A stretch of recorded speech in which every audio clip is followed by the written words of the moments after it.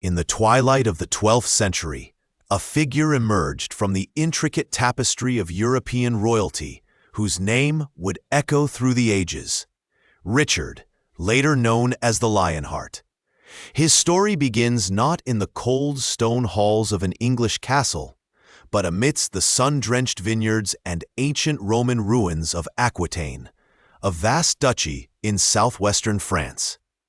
Born on September 8, 1157, likely in Beaumont Palace in Oxford, England, Richard was the third legitimate son of King Henry II of England and Eleanor of Aquitaine, one of the most powerful and intriguing women of the Middle Ages. Their union, a strategic masterpiece, had forged an empire stretching from the Scottish borders to the Pyrenees, an entity historians would later call the Angevin Empire. Yet, this vast dominion was less a unified kingdom and more a collection of disparate territories held together by the formidable will of Henry II and the intricate feudal loyalties he commanded. Richard's childhood was steeped in this world of shifting alliances, political maneuvering, and the constant hum of ambition. He was a prince, yes, but one born into a nest of vipers, where brothers vied for power and parents often used their children as pawns in grander schemes. His mother, Eleanor, brought to the marriage not only Aquitaine, but also a fierce intellect, a love for culture, and a formidable independent spirit. It was from her that Richard inherited not only his lands, but perhaps also his fiery temperament, his poetic sensibilities, and his deep connection to the troubadour culture of southern France. While his elder brothers, William and Henry the young king, were groomed for specific roles.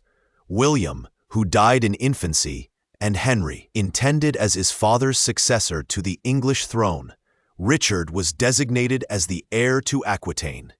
This was Eleanor's ancestral land, a place of rich traditions, vibrant courts, and a distinct cultural identity separate from the more Norman-influenced England.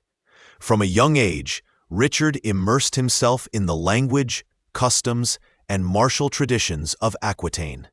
He learned Occitan, the local language, and embraced the chivalric ideals that permeated the region. His upbringing there, away from the direct shadow of his father's court in England, allowed him to develop a unique character, one less constrained by the rigid expectations of an English heir.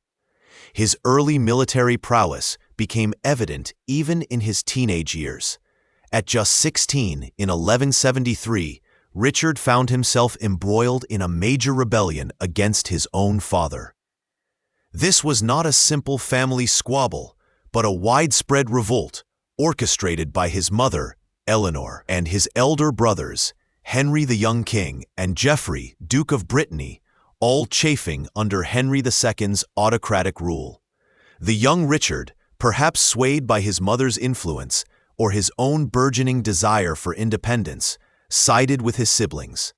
This rebellion, known as the Great Revolt of 1173 to 1174, saw Richard leading troops in Aquitaine, defending his inherited duchy against his father's forces. It was a baptism by fire, and though the revolt ultimately failed, forcing Richard and his brothers to submit to their father, it showcased his nascent leadership skills and his undeniable courage on the battlefield. Historians still debate the true extent of Eleanor's direct instigation versus her son's independent ambitions in this revolt. Some argue she was the mastermind, while others suggest she merely capitalized on their existing resentments. Following the suppression of the revolt, Henry II, ever the pragmatist, sought to reassert control. He imprisoned Eleanor and forced his sons to swear fealty. Richard, however, was granted a measure of autonomy in Aquitaine, perhaps as a means to keep him occupied and away from his brother's more direct claims to the English throne. He spent the next decade consolidating his power in the duchy, often employing ruthless tactics against rebellious vassals. One notable campa, Igno involved the siege of Taillebourg in 1179, where Richard, demonstrating a keen strategic mind and relentless determination, crushed a powerful baronial revolt. His reputation as a formidable warrior began to spread, earning him the moniker the Lion, even before his more famous exploits.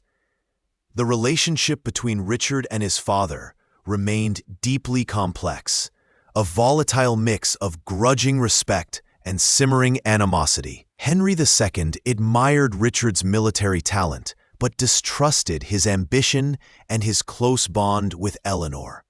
He frequently used his sons against each other, playing them off one another to prevent any single one from becoming too powerful. This paternal manipulation further fueled the internecine conflicts within the Angevin family. For instance, Henry II often withheld funds or support from Richard in Aquitaine, forcing him to finance his campaigns through increasingly harsh taxation on his own subjects, which in turn led to further rebellions.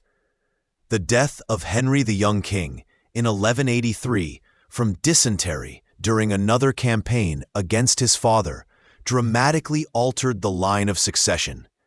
Richard, once the designated Duke of Aquitaine, now became the undisputed heir to the English throne and the vast Angevin Empire. This shift, however, did not bring peace. Instead, it intensified the rivalry with his younger brother John, whom Henry II now sought to provide with lands and titles, often at Richard's expense.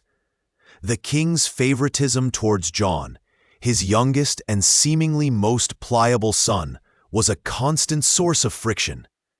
Henry II even demanded that Richard surrender Aquitaine to John, a demand Richard vehemently refused, viewing it as a betrayal of his birthright and his mother's legacy. The years that followed were a relentless cycle of rebellion and reconciliation. Richard, often allied with King Philip II of France, his feudal overlord for his continental possessions, repeatedly waged war against his own father. These campaigns were brutal, marked by sieges, scorched earth tactics, and shifting allegiances. It was during this period that Richard further honed his military skills, developing a reputation not just for bravery, but for tactical brilliance. He was known for his personal courage, leading charges from the front, but also for his ability to plan complex sieges and maneuvers.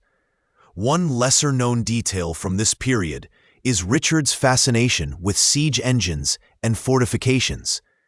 He was not merely a warrior, but an innovator in military technology, often personally overseeing the construction and deployment of massive trebuchets and other siege weaponry. His campaigns in Aquitaine saw the systematic reduction of rebellious castles, each siege a practical lesson in the art of war. He understood the psychological impact of a well-executed siege, often offering generous terms to garrisons that surrendered quickly, but showing no mercy to those who resisted to the bitter end. The final confrontation between Richard and his father came in 1189.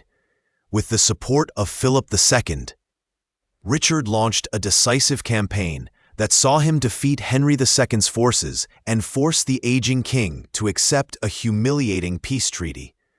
The terms included Richard being recognized as the sole heir and all Henry II's vassals swearing fealty to him. Broken and betrayed, Henry II died shortly after, on July 6, 1189, reportedly muttering, "Shame, shame on a conquered king," and cursing his sons.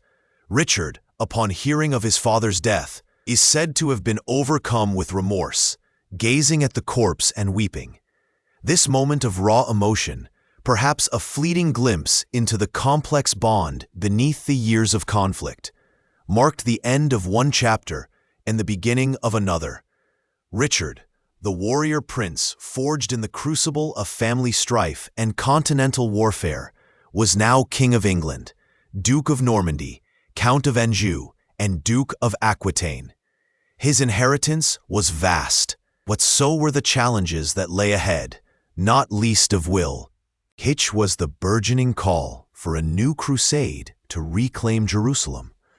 If you're enjoying this, liking and subscribing truly helps and is much appreciated. The royal court, a tapestry woven with ambition and intrigue, found its threads increasingly frayed by the strained relationship between Henry II and his eldest surviving son, Henry the Young King. Though crowned in 1170, a symbolic gesture meant to secure his succession, the young king yearned for true power, for lands and revenues of his own to govern, rather than merely the title. He was a prince in name, but a subject in practice, and this chafed at his youthful pride. It was a common enough practice, this early coronation, designed to smooth transitions and prevent disputes. Yet in the Plantagenet family, it seemed only to sow the seeds of greater discord. The year 1173 would mark a profound rupture, a moment when the simmering resentments within the royal family boiled over into open rebellion. The catalyst for this widespread uprising, often referred to as the Great Revolt of 1173 to 1174, was multifaceted, a complex interplay of personal grievances and broader political currents. Eleanor of Aquitaine, who had long endured Henry's infidelities and his tightening grip on her ducal lands, played a significant, if somewhat veiled, role. Her spirited independence, once a source of fascination and allure, had become a point of contention with her husband. She encouraged her sons, particularly the young king, to challenge their father's authority, perhaps seeing in their ambitions a path to her own liberation from Henry's dominance. Louis VII of France, ever the shrewd opportunist, also fanned the flames, eager to destabilize his formidable English rival. He offered support, both moral and material, to the rebellious princes, understanding that a divided Plantagenet realm was a weakened one. Richard, still in his mid-teens, found himself drawn into this maelstrom. His primary grievance, like his elder brothers, was the lack of tangible power. Though Duke of Aquitaine, his father maintained ultimate control, retaining castles and revenues that Richard felt were rightfully his. He was a young man of immense energy and burgeoning military talent, and this enforced idleness, this subservience, grated on his spirit. When the young king, emboldened by his mother and the French king, openly defied Henry II, Richard, along with his younger brother Geoffrey, Duke of Brittany, swiftly joined the cause. It was a remarkable sight. 3 sons, united against their powerful father, a testament to the deep fissures that had opened within the Plantagenet dynasty. The rebellion spread like wildfire across the Angevin Empire. Barons, many of whom harbored their own resentments against Henry II's centralized rule and his efforts to curb their feudal independence, flocked to the prince's banners. The young king, with his charismatic appeal and the promise of greater autonomy for the nobility, became the figurehead of the revolt. Louis VII provided troops and strategic advice, turning the conflict into a proxy war between England and France. Castles were besieged, lands were ravaged, and the very fabric of Henry's vast dominion seemed to tremble.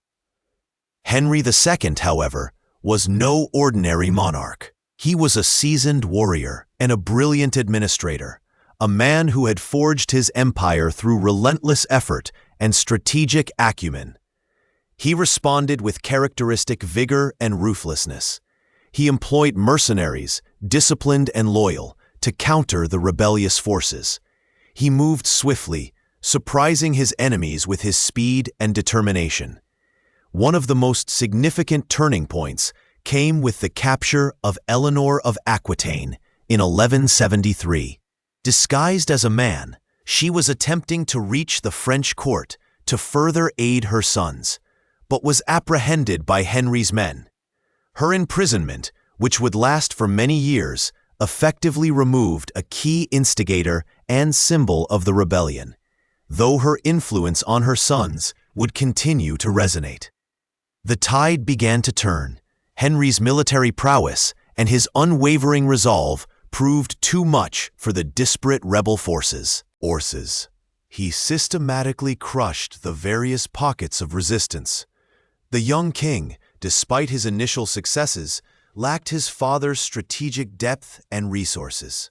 Richard, though demonstrating flashes of military brilliance in Aquitaine, was still too young and inexperienced to lead a sustained campaign against such a formidable opponent. By 1174, the rebellion had largely collapsed. The young king, Geoffrey, and Richard were forced to seek terms with their father. The Treaty of Montlouis, signed in September 1174, brought an end to the Great Revolt. Henry, ever the pragmatist, offered surprisingly lenient terms to his rebellious sons, though he made sure to retain the ultimate authority. The young king received a generous allowance but no independent lands. Geoffrey was confirmed in Brittany, but remained subservient. Richard, perhaps the most defiant during the revolt, was granted control over Aquitaine, but with the caveat that he would rule it under his father's direct supervision. This settlement, while restoring a semblance of peace, did little to address the underlying tensions. The sons still yearned for true power, and Henry, ever wary, was reluctant to cede it. Historians still debate whether Henry's leniency was a genuine attempt at reconciliation or a calculated move to keep his powerful sons close under his watchful eye, rather than allowing them to become independent threats. Perhaps it was a mixture of both, a father's hope battling a king's pragmatism. For the next decade, Richard focused on consolidating his control over Aquitaine, a region known for its fierce independence and rebellious spirit. It was here that he honed his military skills, earning a reputation as a formidable warrior and a ruthless leader. He campaigned tirelessly against recalcitrant barons, earning the moniker the Lion for his courage and ferocity in battle. He built and strengthened castles, administered justice, and began to understand the complexities of governance. Yet even during this period, friction with his father persisted. Henry II, ever suspicious, often intervened in Aquitaine, sometimes supporting local lords against Richard, or demanding that Richard transfer control of certain territories to his younger brother, John. These demands were particularly galling to Richard, who saw them as an attempt to undermine his authority and diminish his inheritance. The death of Henry the young king in 1183 from dysentery while campaigning against his brother Richard profoundly altered the Plantagenet succession. Suddenly, Richard was the undisputed heir to the English throne and the vast Angevin Empire. This unexpected shift, however, did not bring peace to the family. Instead, it intensified the rivalry between Richard and his youngest brother, John. Henry II, now without his eldest son, began to favor John, perhaps seeing in him a more pliable successor, or perhaps simply wishing to provide for his youngest and most beloved son. He proposed that Richard transfer Aquitaine to John, a suggestion that Richard vehemently refused. Aquitaine was his, he believed, earned through years of struggle and governance. This refusal ignited yet another round of conflict. The final years of Henry II's reign were consumed by a bitter struggle with Richard, often in alliance with Philip II of France, a cunning and ambitious monarch known as Philip Augustus. Philip, unlike his father Louis VII, was a more direct and aggressive opponent of the Plantagenets. He saw the internal divisions within the English royal family as a golden opportunity to chip away at Henry's continental possessions and assert French dominance. He skillfully exploited the animosity between father and son, offering Richard support and sanctuary whenever the prince felt aggrieved by his father's demands. The conflict escalated into open warfare. Richard, with Philip's backing, launched devastating campaigns against his father's lands in France. The fighting was brutal, worked by sieges and skirmishes. Henry II, aging and increasingly unwell, found himself on the defensive, his once unshakable authority crumbling under the relentless pressure from his own son and the French king. The psychological toll of this betrayal, of fighting his own flesh and blood, was immense. In 1189, the climax arrived. Richard and Philip Augustus cornered Henry II at Azay-le-Rideau. Henry, weakened and demoralized, was forced to accept a humiliating peace treaty at Colombières. The terms were devastating. Henry had to acknowledge Richard as his sole heir, pay homage to Philip for all his continental possessions, and, most painfully, agree to a list of his own loyal barons who had defected to Richard's side. When Henry saw John's name on that list, the final blow was struck. His beloved youngest son had betrayed him. This shock, combined with his failing health and the utter collapse of his authority, proved too much. Henry II died just 2 days later, on July 6, 1189, at Chinon. His death, hastened by heartbreak and humiliation, marked the end of an era. The mighty empire he had built with such meticulous care and ruthless efficiency now passed into the hands of his rebellious son. Richard, the warrior prince, the Lion, had finally achieved his ambition. His ascension to the English throne was swift and largely unopposed. The transition, despite the years of familial strife, was remarkably smooth, a testament to the established procedures of succession. Richard I was crowned King of England on September 3, 1189, at Westminster Abbey. The ceremony was magnificent, a display of power and legitimacy, yet beneath the pomp and circumstance lay the echoes of a turbulent past. Richard's reign began not with a focus on internal governance, but with an immediate and fervent commitment to the Third Crusade. The fall of Jerusalem to Saladin in 1187 had sent shockwaves across Christian Europe, igniting a fervent desire for reconquest.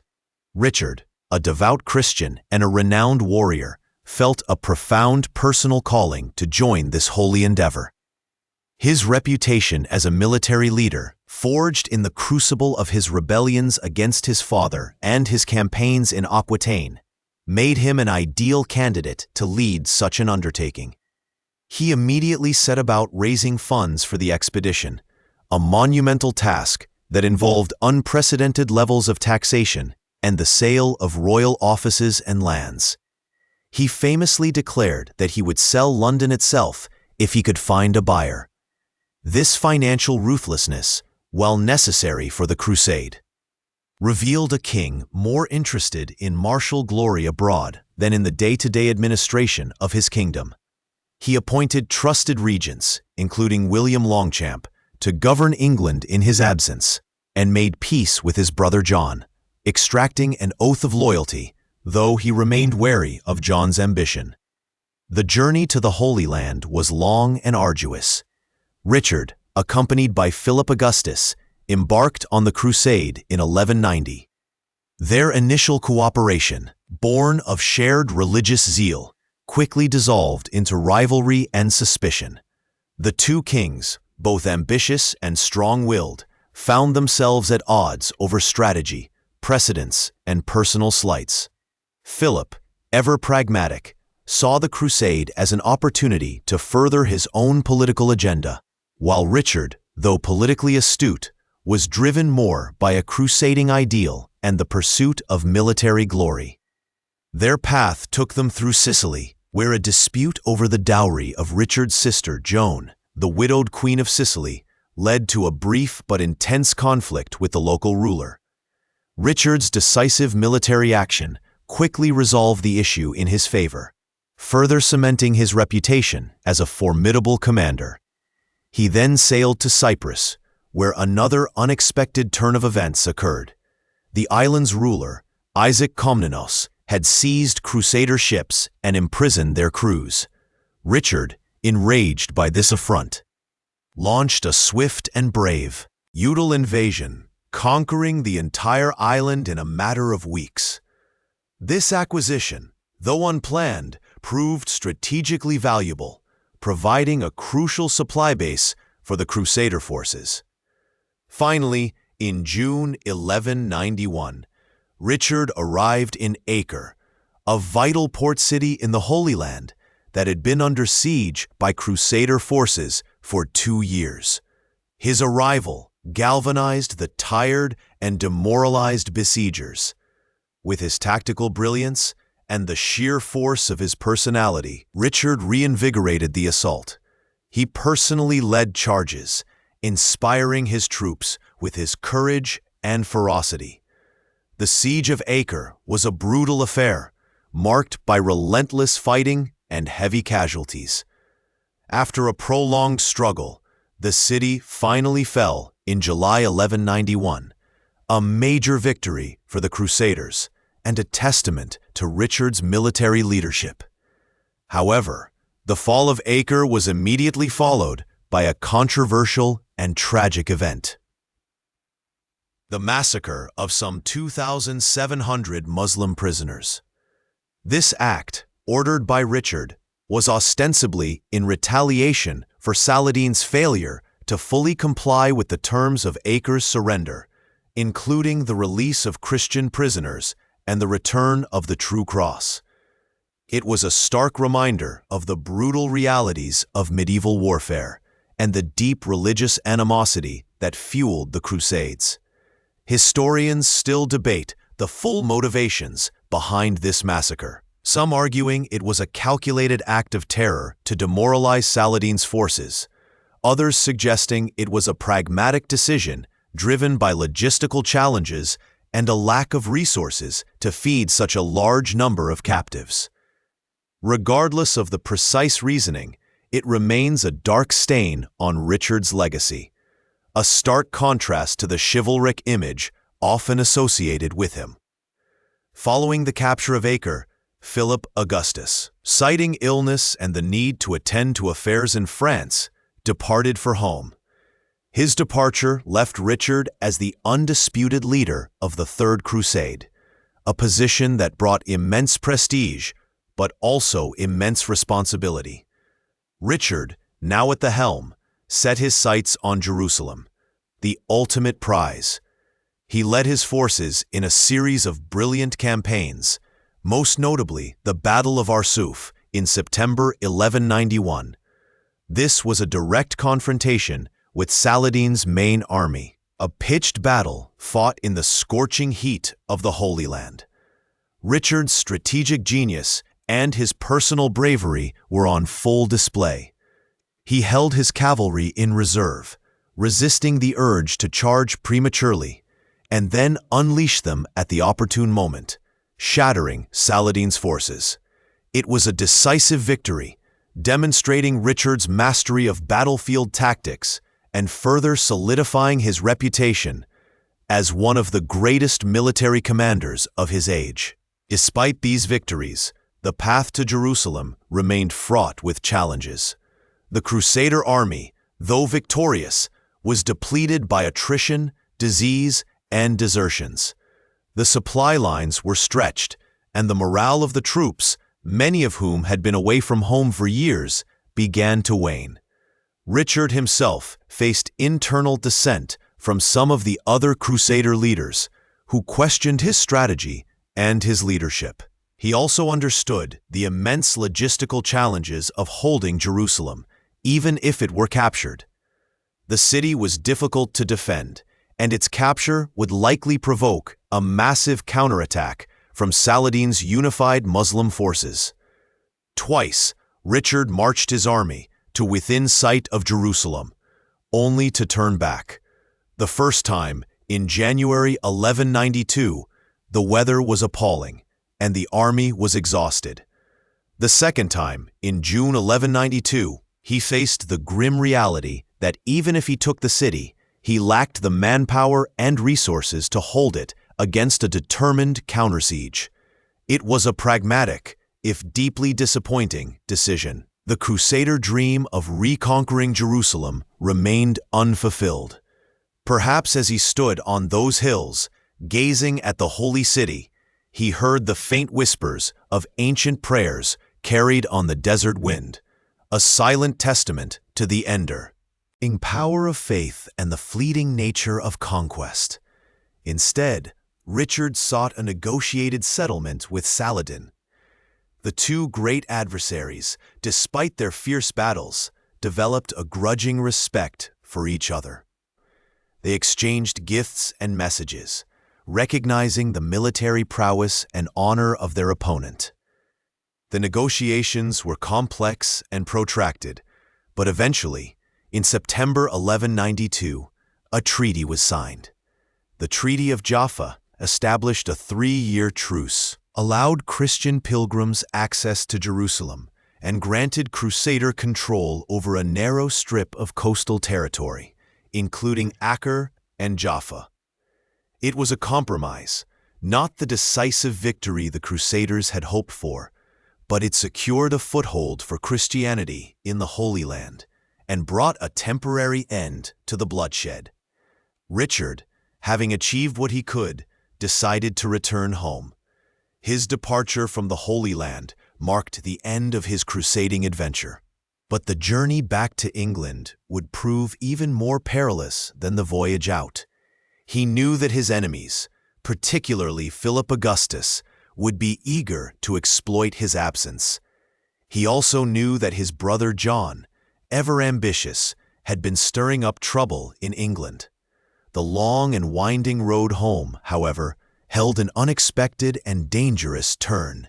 The air in Westminster Abbey, thick with the scent of frankincense and the murmur of anticipation, seemed to hum with a newfound power. On September 3, 1189, Richard, Duke of Normandy, Count of Anjou, and now by the grace of God, King of England, stood poised for the ultimate earthly consecration. The weight of the golden crown, heavy with centuries of history, was not yet upon his brow, but the mantle of kingship already settled upon his shoulders. He had been crowned Duke of Normandy in Rouen a few weeks prior, a ceremony that, while significant, paled in comparison to the grandeur and spiritual weight of the English coronation. This was the moment he officially stepped into the shoes of his formidable father, Henry II, and claimed his place among the crowned heads of Europe. The ceremony itself was a meticulously choreographed dance of ancient rituals and solemn vows. Archbishop Baldwin of Canterbury officiated, his voice resonating through the hallowed space as he administered the oaths. Richard swore to uphold justice, to protect the church, and to rule his people with equity and mercy. He was anointed with holy oil, a symbolic act that transformed him from a mere mortal into God's chosen representative on earth. Then the moment arrived. The crown, emblazoned with jewels that caught the flickering candlelight, was placed upon his head. A collective gasp, a rustle of rich fabrics, and then a roar of acclamation echoed through the abbey. Vivat Rex, long live the king! Yet even amidst the splendor and the joyous shouts, a singular purpose burned within Richard's heart, overshadowing the immediate concerns of his new kingdom. The holy city of Jerusalem, fallen to Saladin 2 years prior, called to him. The Third Crusade was not merely a distant ambition. It was a sacred vow, a destiny he believed God had laid before him. His coronation, therefore, was not an end in itself, but a powerful beginning, a stepping stone to the Holy Land. His reign began not with grand pronouncements of domestic policy or sweeping reforms, but with an immediate, almost obsessive, focus on fundraising and organization for the crusade. The coffers of England, though substantial, were not nearly enough to finance an expedition of this magnitude. Richard needed ships, supplies, weapons, and most crucially, men. Thousands upon thousands of knights, foot soldiers, and archers, all requiring pay and provisions for a journey of uncertain length and peril. His financial policies, though effective, were ruthless and pragmatic, earning him both the necessary funds and perhaps a degree of resentment from those he squeezed. He famously declared, "I would sell London itself if I could find a buyer." This was not idle boast. He acted on this principle with remarkable speed and determination. Offices, lands, and even titles were put up for sale. Sheriffs, who had paid Henry II 1,000 marks for their positions, were forced to pay Richard 2,000. Those who had purchased offices from his father found themselves having to buy them again from the new king. Hugh de Puiset, the powerful Bishop of Durham, bought the earldom of Northumberland and the chief justiciarship for a staggering sum, said to be around £6,000. This was an unprecedented level of commercialization of royal power, a stark departure from traditional feudal practices. The Cistercian monks, known for their strict adherence to poverty, were surprisingly not exempt from Richard's demands. While he generally respected the church, the urgency of the crusade overrode all other considerations. Even the sacred vessels of the church were reportedly considered for sale, though this particular measure was likely avoided due to strong opposition. Beyond outright sales, Richard also imposed a new tax, the Saladin tithe, which had been levied by his father but was now enforced with renewed vigor.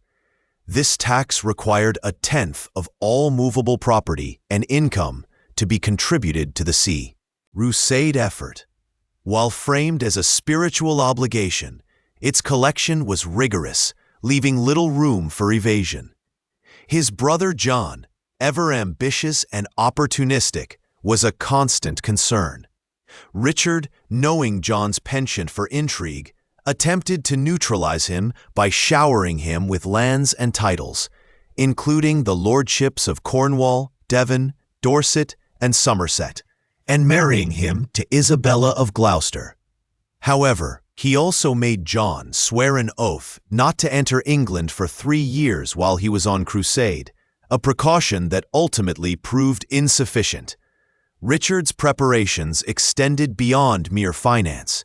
He needed to secure his borders and ensure stability in his absence. He released his mother, Eleanor of Aquitaine, from her long confinement, recognizing her political acumen and influence. She would prove to be a vital regent during his absence. Though her powers were carefully circumscribed, he also made peace with King Philip II of France, his longtime rival and former ally against Henry II. The two monarchs met at Vézelay in July 1190, where they publicly swore oaths to embark on the crusade together, a grand display of unity that masked a deep underlying mistrust. Philip, too, was raising funds, though perhaps with less aggressive methods than Richard. The logistical challenges were immense. Transporting such a vast army across Europe and then by sea to the Holy Land required meticulous planning. Richard ordered the construction of a massive fleet of ships capable of carrying men, horses, and provisions. Ports across England and Normandy buzzed with activity as carpenters, sailmakers, and shipwrights worked tirelessly.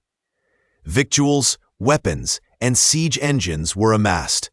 He set specific rendezvous points for his forces: Marseille for the French contingent and Messina in Sicily for the English. One lesser-known detail of Richard's preparations involved his meticulous attention to naval regulations.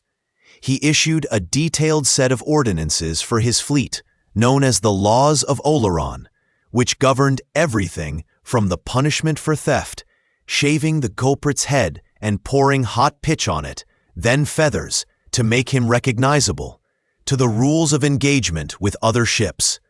These laws, though harsh by modern standards, were remarkably comprehensive for their time and laid some of the groundwork for future maritime law. They reveal a king who, despite his martial reputation, understood the importance of order and discipline, even on the high seas. The departure itself was a spectacle. Richard left England in December 1189, never to return. He spent the early months of 1190 consolidating his continental possessions, raising more funds, and meeting with various European rulers to secure their support, or at least their neutrality. He reached Vézelay in July, where he and Philip formally took the cross together, a grand public display of their commitment. As the summer of 1190 faded into autumn, the two kings and their armies began their arduous journey. Philip, ever wary of Richard's ambition, chose the overland route through Italy, while Richard, with his massive fleet, sailed south. Their intended rendezvous point was Messina, Sicily, a strategically vital island in the Mediterranean. The journey to Sicily, however, was not without incident. A storm scattered Richard's fleet, forcing some of his ships to seek refuge in various ports. When he finally arrived in Messina in September 1190, he found Philip already there, and an immediate tension simmered between the two monarchs. The local population, largely Greek Orthodox, resented the presence of the Crusaders, and skirmishes quickly broke out. Richard, ever the decisive leader, responded forcefully, seizing control of the city and establishing order, much to Philip's chagrin. It was in Sicily that the simmering animosity between Richard and Philip truly began to boil over. Philip was allied with Tancred, the de facto ruler of Sicily, who had usurped the throne from his young nephew, William III. William's sister, Joan, happened to be Richard's own sister and the widow of the recently deceased King William II of Sicily. Tancred had imprisoned Joan and withheld her dower lands, a considerable sum of money and property. Richard, outraged by this insult to his family and his royal dignity, immediately demanded Joan's release and the return of her inheritance. This dispute became a major point of contention, straining the already fragile alliance between the two Crusader kings. Philip, perhaps seeing an opportunity to undermine Richard, sided with Tancred. Historians still debate whether Philip's support for Tancred was a genuine diplomatic stance or a calculated move to delay the crusade and weaken Richard's position. Some argue that Philip was genuinely concerned about Richard's aggressive behavior in Sicily, fearing a repeat of his father's expansive ambitions. Others contend that Philip, always looking for an advantage, simply saw an opportunity to exploit a local dispute to his own benefit. Richard, however, was not to be deterred. He used his military might to pressure Tancred, seizing the strategic town of Messina and constructing a formidable wooden castle, ominously named Metagriffin, Grip Griffin, overlooking the city. This display of force quickly brought Tancred to terms. Joan was released, and a substantial sum of money was paid to Richard as compensation. Richard, in a move that further angered Philip, then announced the betrothal of his young nephew, Arthur of Brittany, to one of Tancred's daughters, effectively securing a future alliance with Sicily. This act, made without consulting Philip, was a clear demonstration of Richard's independent and often unilateral decision-making. The winter of 1190 to 1191 was spent in Messina, a period of uneasy truce between the two kings. Their armies, camped in close proximity, occasionally clashed, and the underlying rivalry was palpable. Richard, ever restless, engaged in mock battles and hunting expeditions, honing his martial skills even as he awaited the spring sailing season. Philip, meanwhile, grew increasingly impatient, eager to reach the Holy Land and claim glory for himself. the presence of the two most powerful monarchs in Christendom, each with a vast army, transformed Messina into a bustling, chaotic hub. Merchants flocked to the city, selling provisions and luxuries to the Crusaders. The streets, normally quiet, now echoed with the clamor of thousands of men, the neighing of horses, and the clang of armor. The air was thick with the smell of wood smoke, cooking fires, and the salty tang of the sea. It was a temporary capital of the Crusader world, a melting pot of cultures and ambitions, all focused on the distant shores of the Holy Land. As spring approached, the tension between Richard and Philip reached a breaking point. Philip, citing illness and the need to press on, departed Messina in late March 1191, sailing directly for Acre, the major Crusader stronghold in the Holy Land. Richard, however, was delayed. His mother, Eleanor of Aquitaine, arrived in Messina, bringing with her Berengaria of Navarre, a princess whom Richard had agreed to marry. This marriage, a politically astute move, secured an alliance with the powerful Kingdom of Navarre and provided a dowry that further bolstered Richard's war chest. The wedding, however, could not take place in Messina due to the Lenten season. Richard, accompanied by Eleanor and Berengaria, set sail from Sicily in April 1191, his massive fleet, now numbering over 100 ships, stretching across the horizon. His destination was the island of Cyprus. A storm, however, once again intervened, scattering his fleet and driving some of his ships, including the one carrying his sister Joan and Berengaria, towards the coast of Cyprus. The ruler of Cyprus, Isaac Komnenos, a self-proclaimed emperor, was an ally of Saladin and harbored no love for the Crusaders. When many of Richard's shipwrecked men sought refuge on the island, Isaac imprisoned them and seized their goods. This act of hostility, combined with the perceived insult to his sister and future wife, ignited Richard's fury. He diverted his entire fleet to Cyprus, landing his forces near Limassol. The ensuing conquest of Cyprus was swift and brutal. Richard, leading his men from the front, demonstrated his formidable military prowess. Isaac Komnenos, despite his claims of imperial authority, was no match for the English king. The island, strategically located on the sea route to the Holy Land, fell completely under Richard's control in a matter of weeks. Isaac was captured and, according to chroniclers, imprisoned in silver chains, a symbolic gesture of his lost imperial dignity. The conquest of Cyprus served multiple purposes.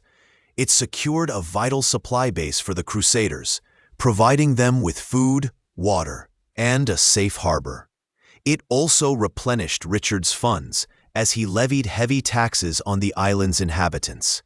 Most importantly, it removed a hostile power from the Crusader supply lines and demonstrated Richard's unwavering determination and military might to both his allies and his enemies.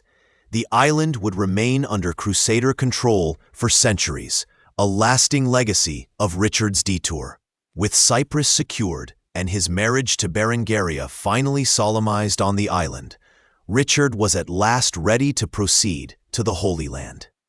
He had spent nearly 2 years since his coronation preparing for this moment, raising funds, securing alliances, and demonstrating his formidable will.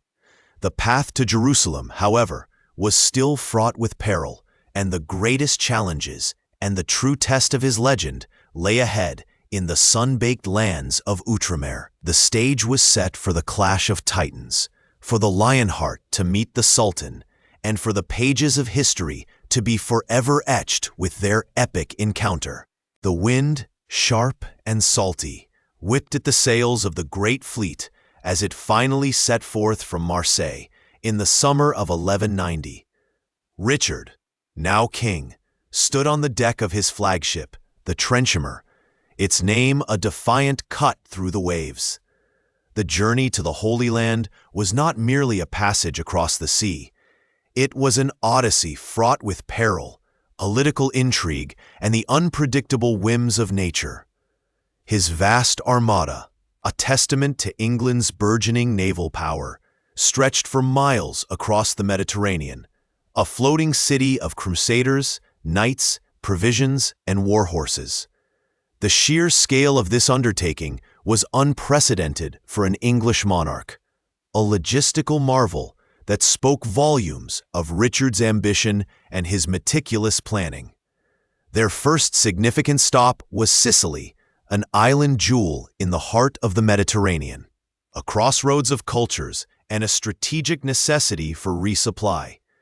Richard arrived in Messina in September 1190, expecting a warm welcome from his brother-in-law, King Tancred of Sicily, who had recently usurped the throne.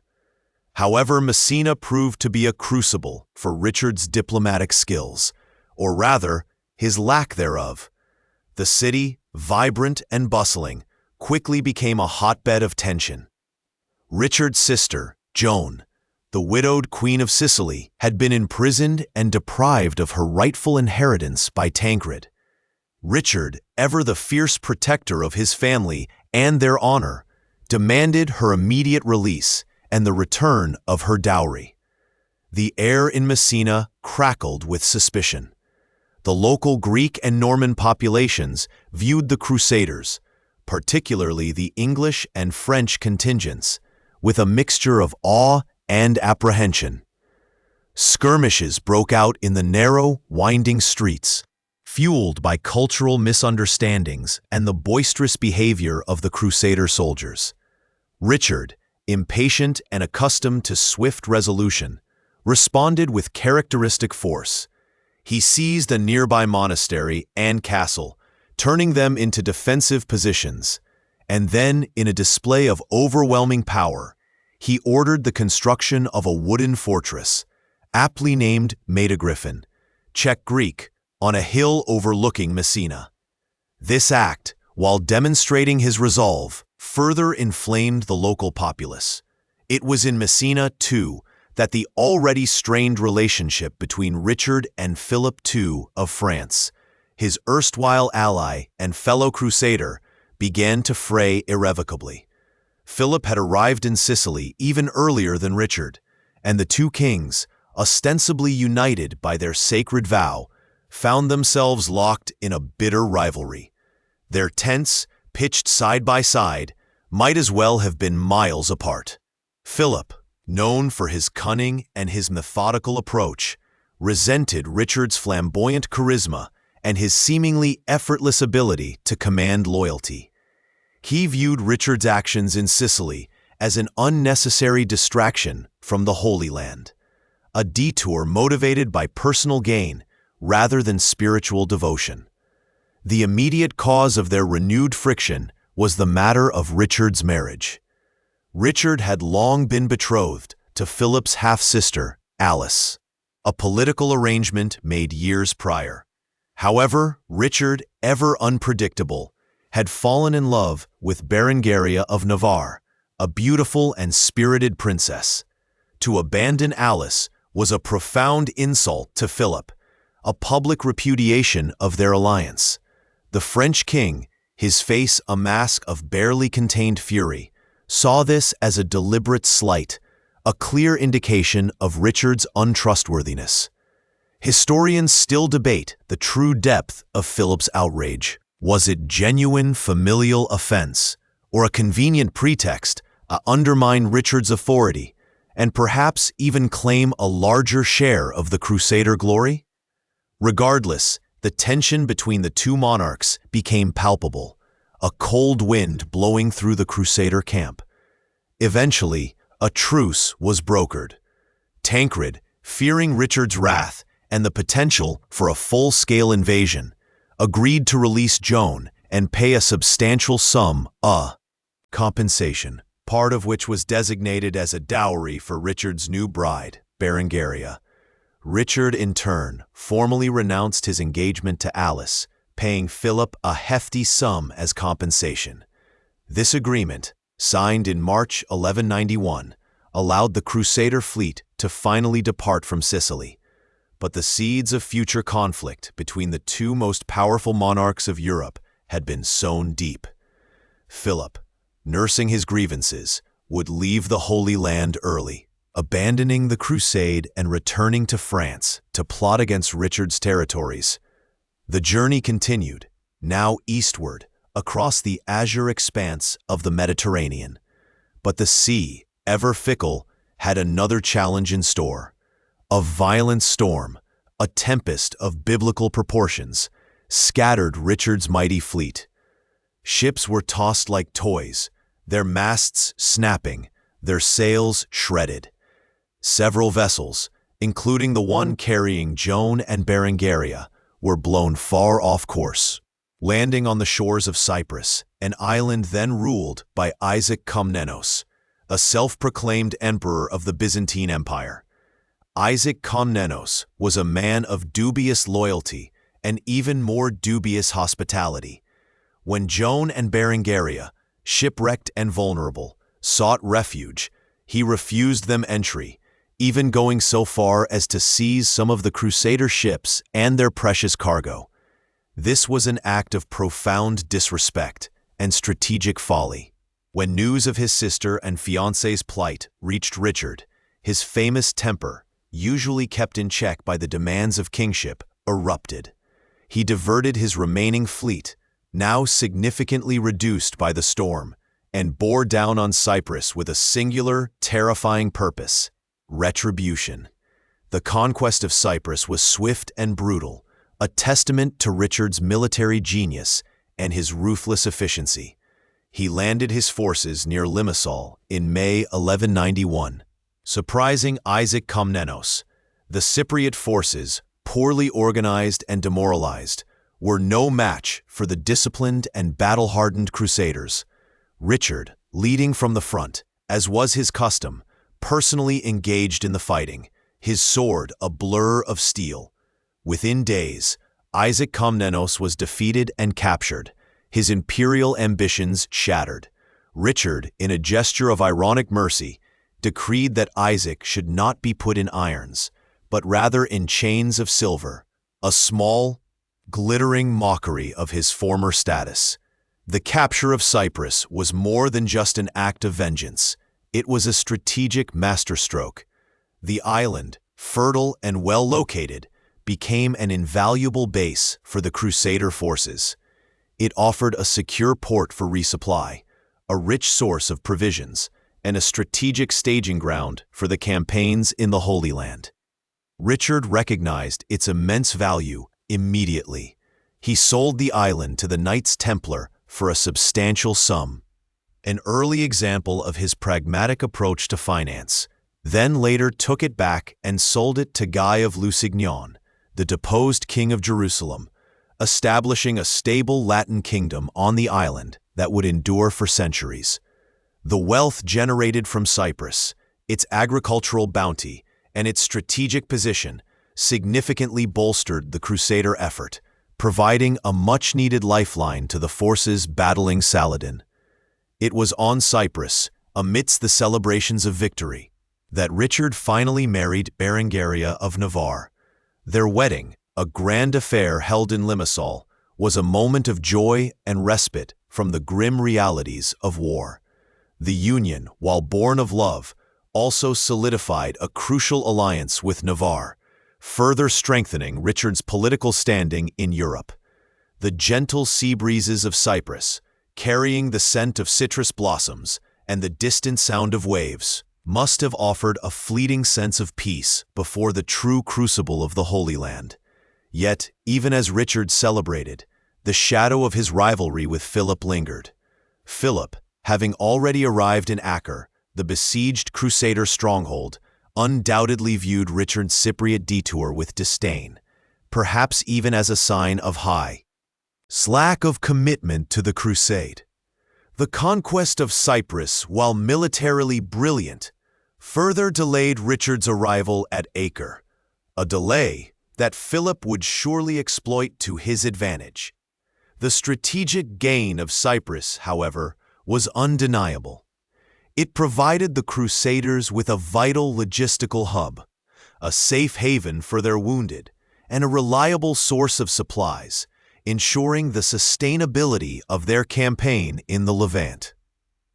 Perhaps these sun-drenched shores whispered stories of future battles, of the iron will of a king who would bend even the sea to his purpose. The journey had been long, arduous, and punctuated by conflict, but Richard, the Lionheart, had arrived, not just in the Levant, but on the cusp of his legend.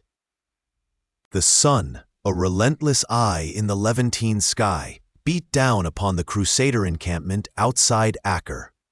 For nearly 2 years, since August of 1189, the siege had dragged on, a testament to the city's formidable defenses and the stubborn resilience of its Muslim defenders. Acre, a vital port city on the Mediterranean coast, was the strategic key to the Holy Land. Its capture was essential for any sustained Crusader presence, a gateway for supplies and reinforcements. But the siege had been a grueling affair, marked by disease, famine, and countless skirmishes. Thousands had perished on both sides, their bones mingling with the dust of the plain. The air itself seemed thick with the scent of unfulfilled ambition and lingering death. When Richard's fleet, a majestic array of ships with their colorful banners snapping in the wind, finally appeared on the horizon in early June 1191, a collective gasp of hope rippled through the weary Crusader lines. His arrival following the arduous journey from Messina and Cyprus was a turning point. He brought not only fresh troops, well-equipped and eager for battle, but also a renewed sense of purpose and, crucially, a vast supply of wealth and siege engines. The morale of the existing Crusader forces, battered by the long siege and internal squabbles, soared. Philip Augustus, the King of France, had arrived earlier, in April, and while his presence had bolstered the siege, it was Richard, with his legendary prowess, who was seen as the true harbinger of victory. Richard wasted no time. He immediately assessed the situation, his keen military mind quickly grasping the complexities of the siege.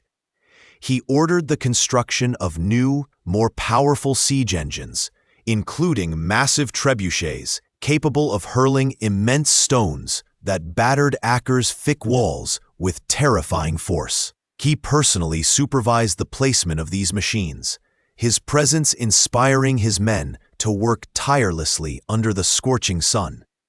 The rhythmic thud of stones against masonry became the new heartbeat of the siege, a constant reminder of the relentless pressure being applied. The city's defenders, under the command of Saladin's cousin, were equally determined.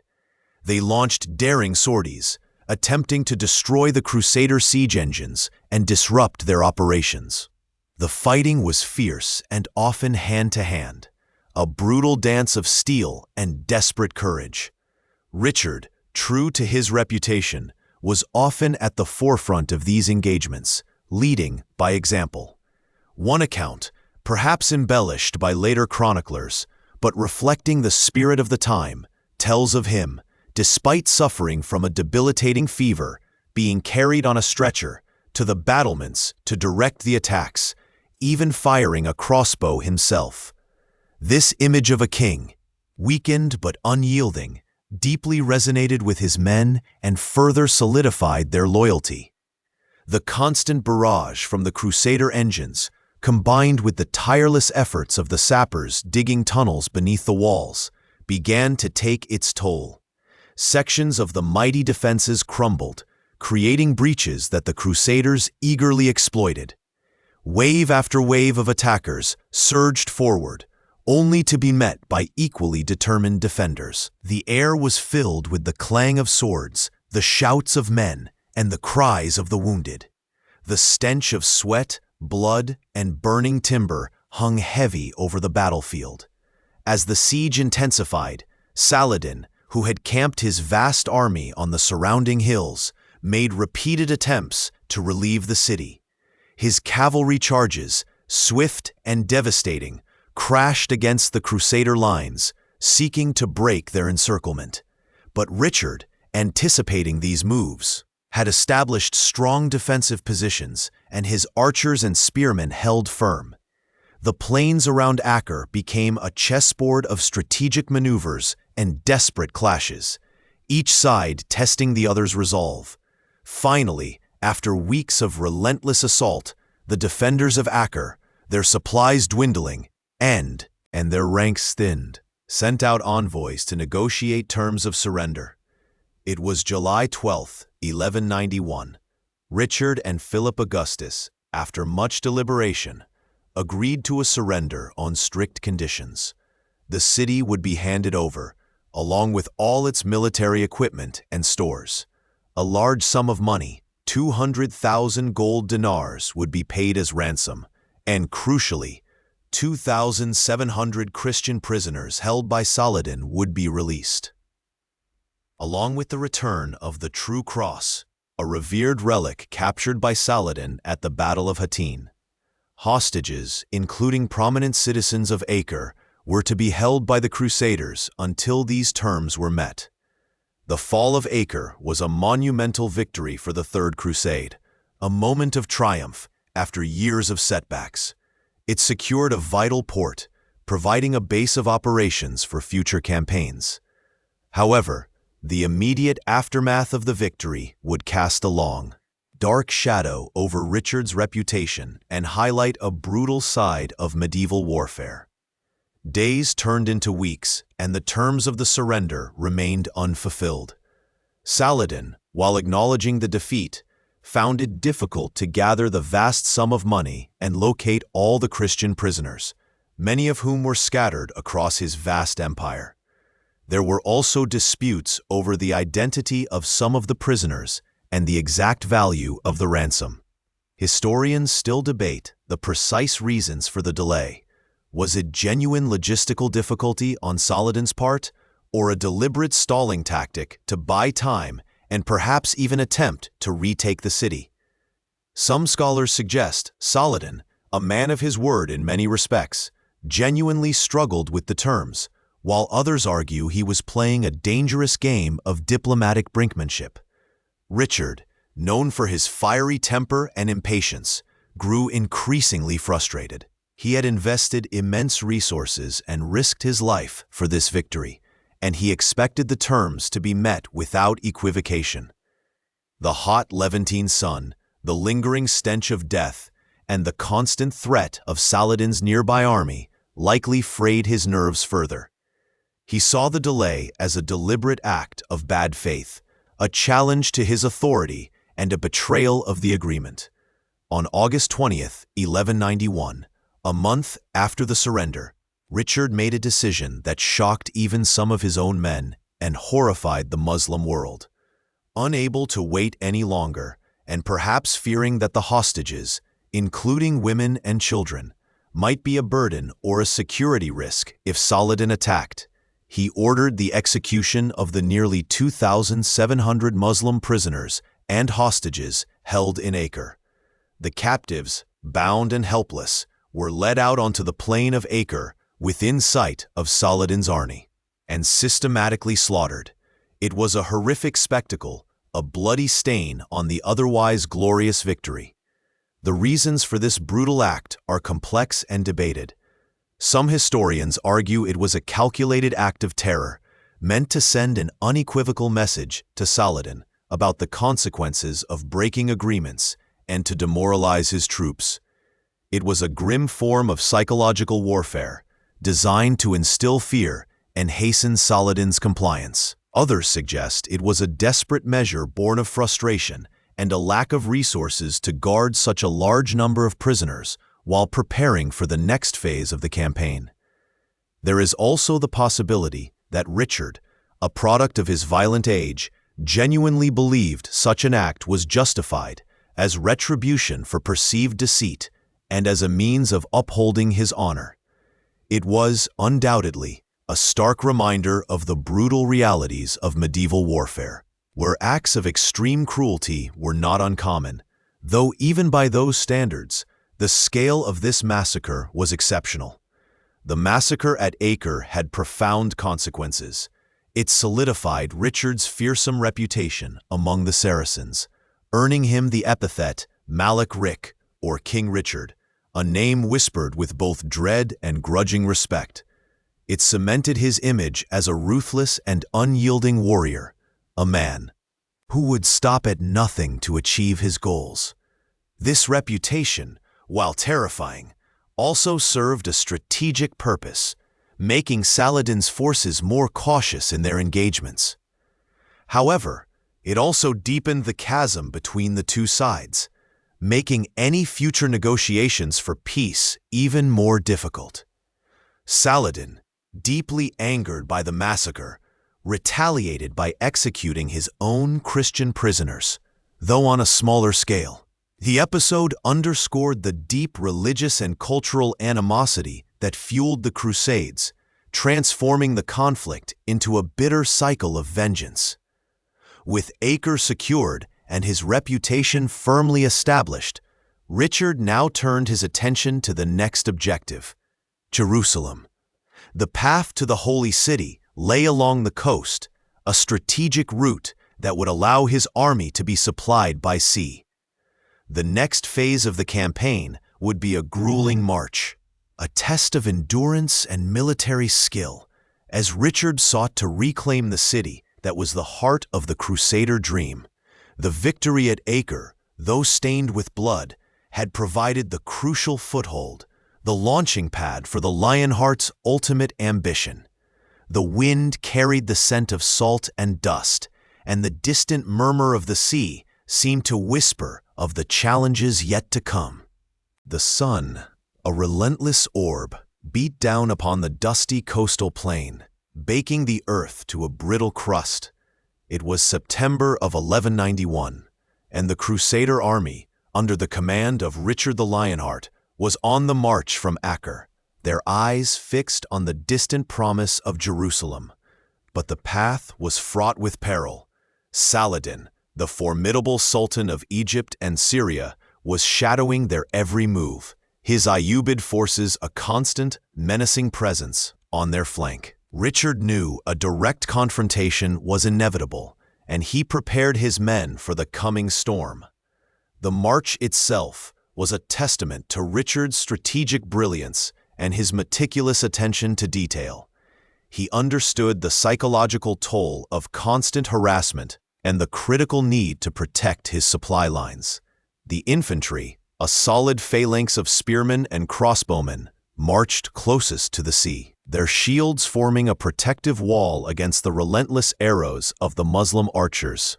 Within this living fortress, the baggage train, carrying precious provisions and equipment, moved slowly but steadily.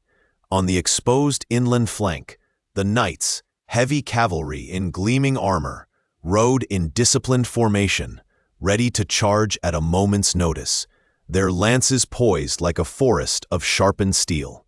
This formation, a moving castle of men and horses, was designed to absorb the constant skirmishes and arrow volleys that Saladin's light cavalry unleashed, hoping to break their morale and cohesion.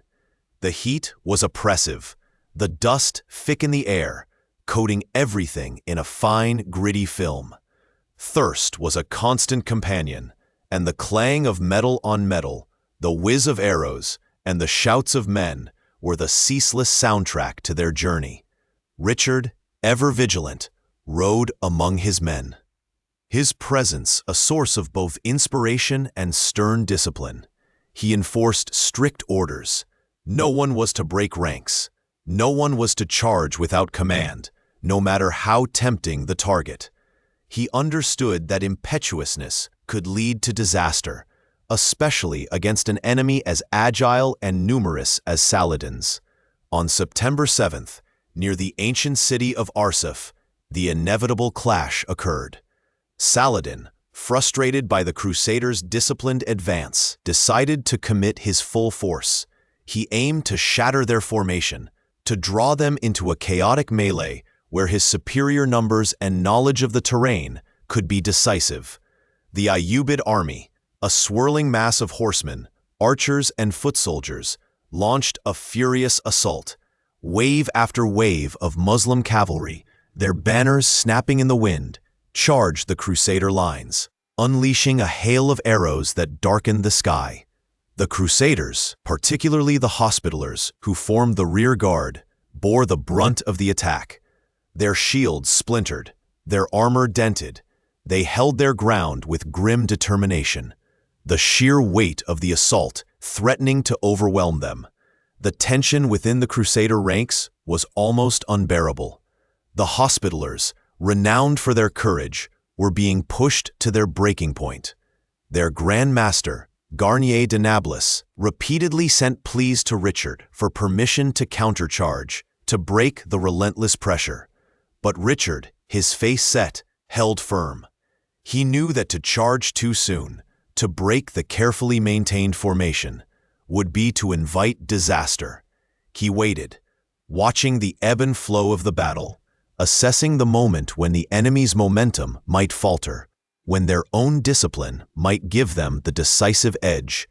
This moment of strategic patience, a stark contrast to the common image of a charging, impetuous king, reveals a deeper, more calculated aspect of Richard's military genius.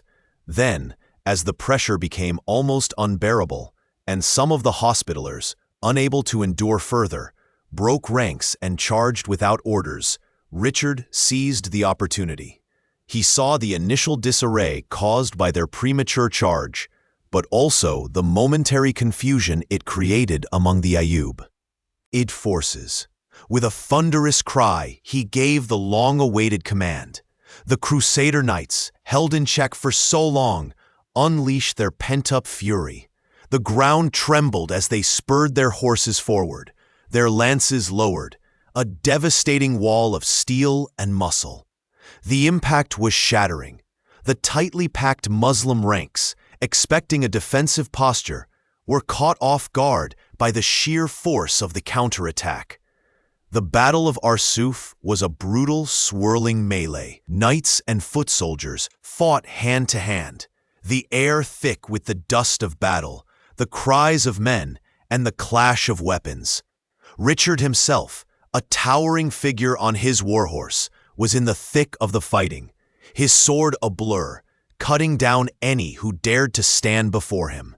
Accounts from both Christian and Muslim chroniclers speak of his extraordinary prowess and courage on the battlefield.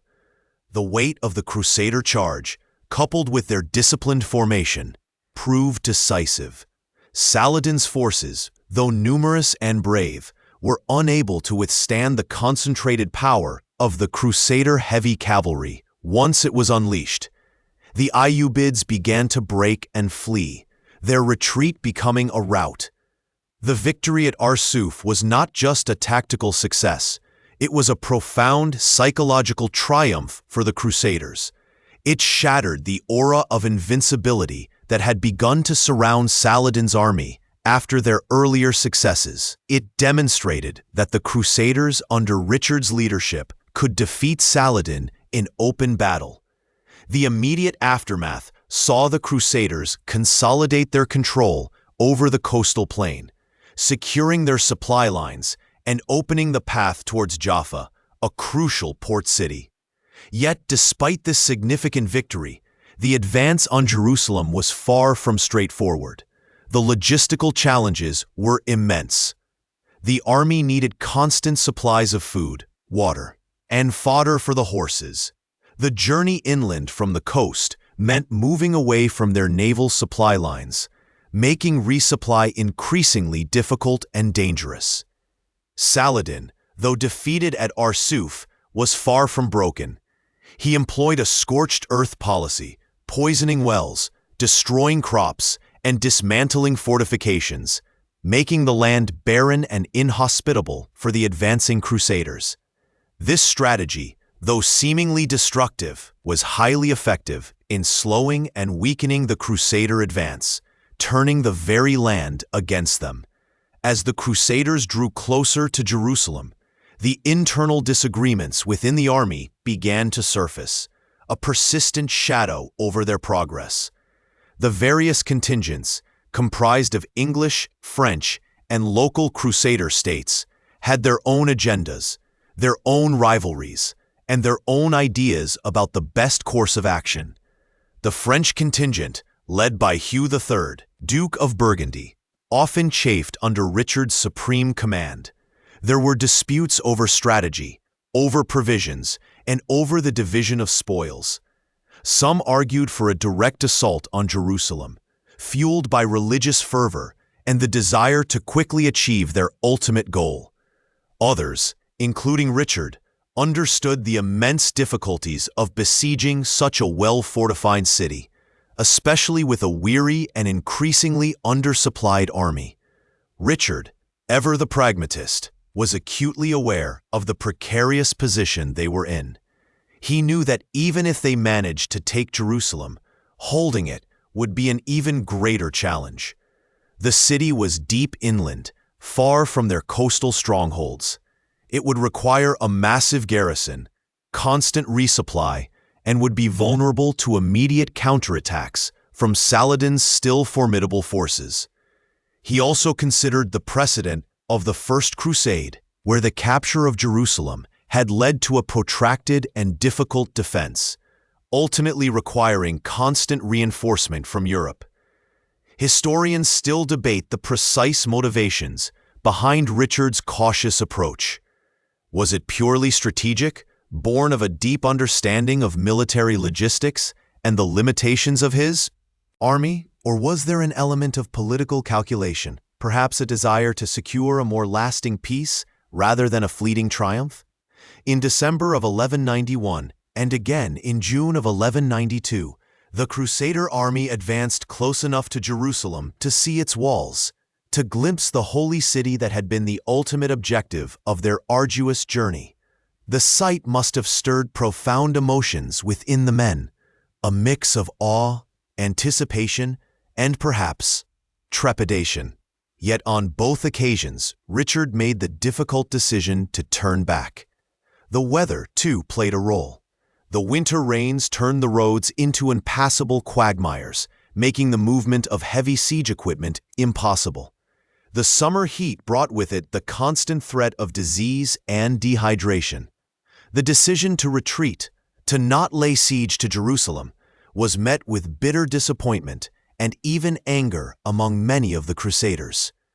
For some, it felt like a betrayal of their vows, a failure to achieve the very purpose for which they had traveled so far and endured so much. Chronicles of the time speak of knights weeping openly at the sight of the city, unable to reconcile their spiritual longing with the harsh realities of military strategy.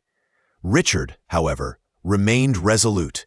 He believed that to attempt a siege under such circumstances would be to invite a catastrophic defeat, one that would not only cost countless lives, but also jeopardize the very existence of the Crusader states in the Levant. He aimed for a more sustainable outcome, a negotiated settlement that would guarantee Christian access to the holy sites. This cautious advance, marked by strategic retreats and internal strife, highlights the complex nature of crusading warfare. It was not simply a matter of courage and faith, but also of logistics, diplomacy, and the harsh realities of campaigning in a distant and hostile land. Richard, the warrior king, was also a shrewd strategist and a pragmatic leader, willing to make unpopular decisions for the long-term survival of his army and his cause. The dream of Jerusalem remained tantalizingly close, yet always just out of reach, a testament to the enduring power of Saladin's resistance and the immense challenges of maintaining a large, diverse army in a foreign land. The stage was set for a different kind of struggle, one of negotiation and maneuver, as the two great leaders, Richard and Saladin, sought to find a path to an end to this long and bloody conflict. The dust settled, not in defeat, but in a tense, watchful pause. The victory at Arsuf, while decisive, had not opened the gates to Jerusalem as many had hoped.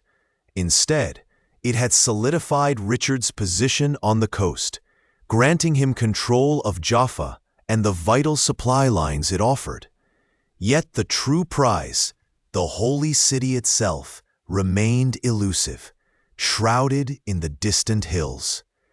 It was here, in the aftermath of battle, that the nature of the conflict began to subtly shift, moving from the clang of steel to the intricate dance of diplomacy, a game of calculated risks and near misses played out between two formidable adversaries, Richard and Saladin.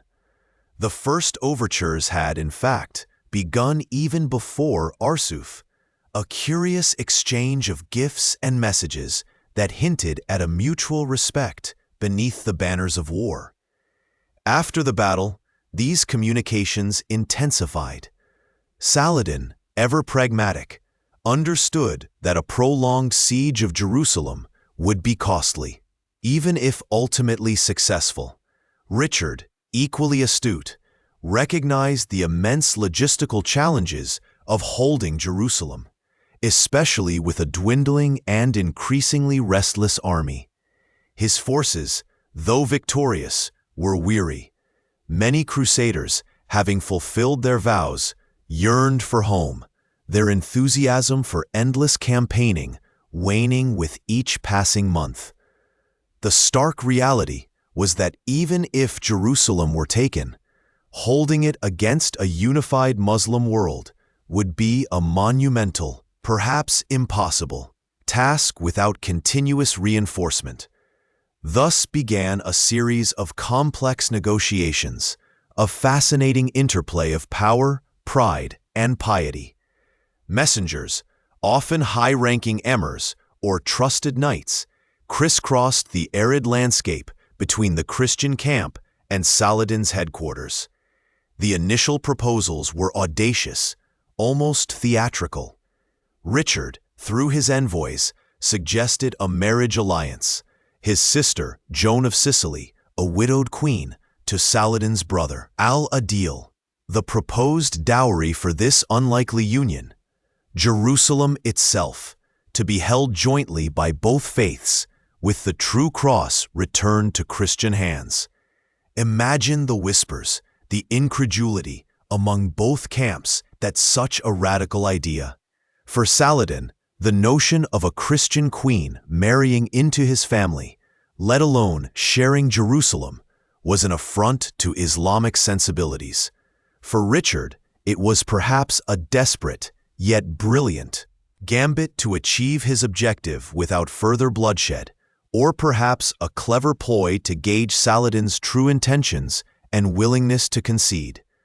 Unsurprisingly, this grand scheme ultimately faltered, not least because Joan herself vehemently refused to marry a Muslim. Yet the dialogue continued. The discussions then turned to more conventional terms: territorial concessions, the dismantling of fortifications, the fate of prisoners, and the right of pilgrimage. Saladin, for his part, offered a significant sum of money and the return of the true cross, but steadfastly refused to cede Jerusalem. He understood its immense spiritual significance to Islam, its status as the first Qibla, the direction of prayer before Mecca. To surrender it would be an unforgivable betrayal to his people and his faith. Richard, equally resolute, saw the recapture of Jerusalem as the very purpose of the Crusade, the ultimate validation of his arduous journey. The negotiations were often punctuated by periods of renewed skirmishing, a subtle pressure tactic from both sides. Richard, frustrated by the slow pace of diplomacy, would periodically advance his forces, testing Saladin's resolve, probing for weaknesses. One such advance brought the Crusader army tantalizingly close to Jerusalem in December of 1191. The air was cold, damp, and the distant outlines of the city walls, illuminated by the pale winter sun, must have filled the Crusaders with a surge of hope and perhaps a pang of despair. They were so near, yet still so far. This first approach to Jerusalem was a moment of profound internal conflict for Richard. His scouts brought take back intelligence of the city's formidable defenses, strengthened considerably by Saladin. The surrounding terrain offered little cover for a prolonged siege, and the lack of reliable water sources outside the city walls posed a significant problem for a large army. Moreover, the morale of his troops, though momentarily boosted by the proximity to Jerusalem, was fragile. Many were ill, others simply exhausted. The logistical nightmare of supplying an army besieging Jerusalem, so far from the coast, loomed large. The army's engineers and strategists, including many experienced veterans, advised against an immediate assault. They pointed to the strong garrisons within the city, the extensive preparations Saladin had made, and the vulnerability of their own supply lines. Perhaps these discussions echoed the debates that had plagued Crusader armies before, a recurring dilemma: the spiritual imperative versus the cold, hard realities of military logistics. Historians still debate the exact reasons for Richard's decision not to besiege Jerusalem at this point. Some argue it was pure pragmatism, a clear-eyed assessment of the odds.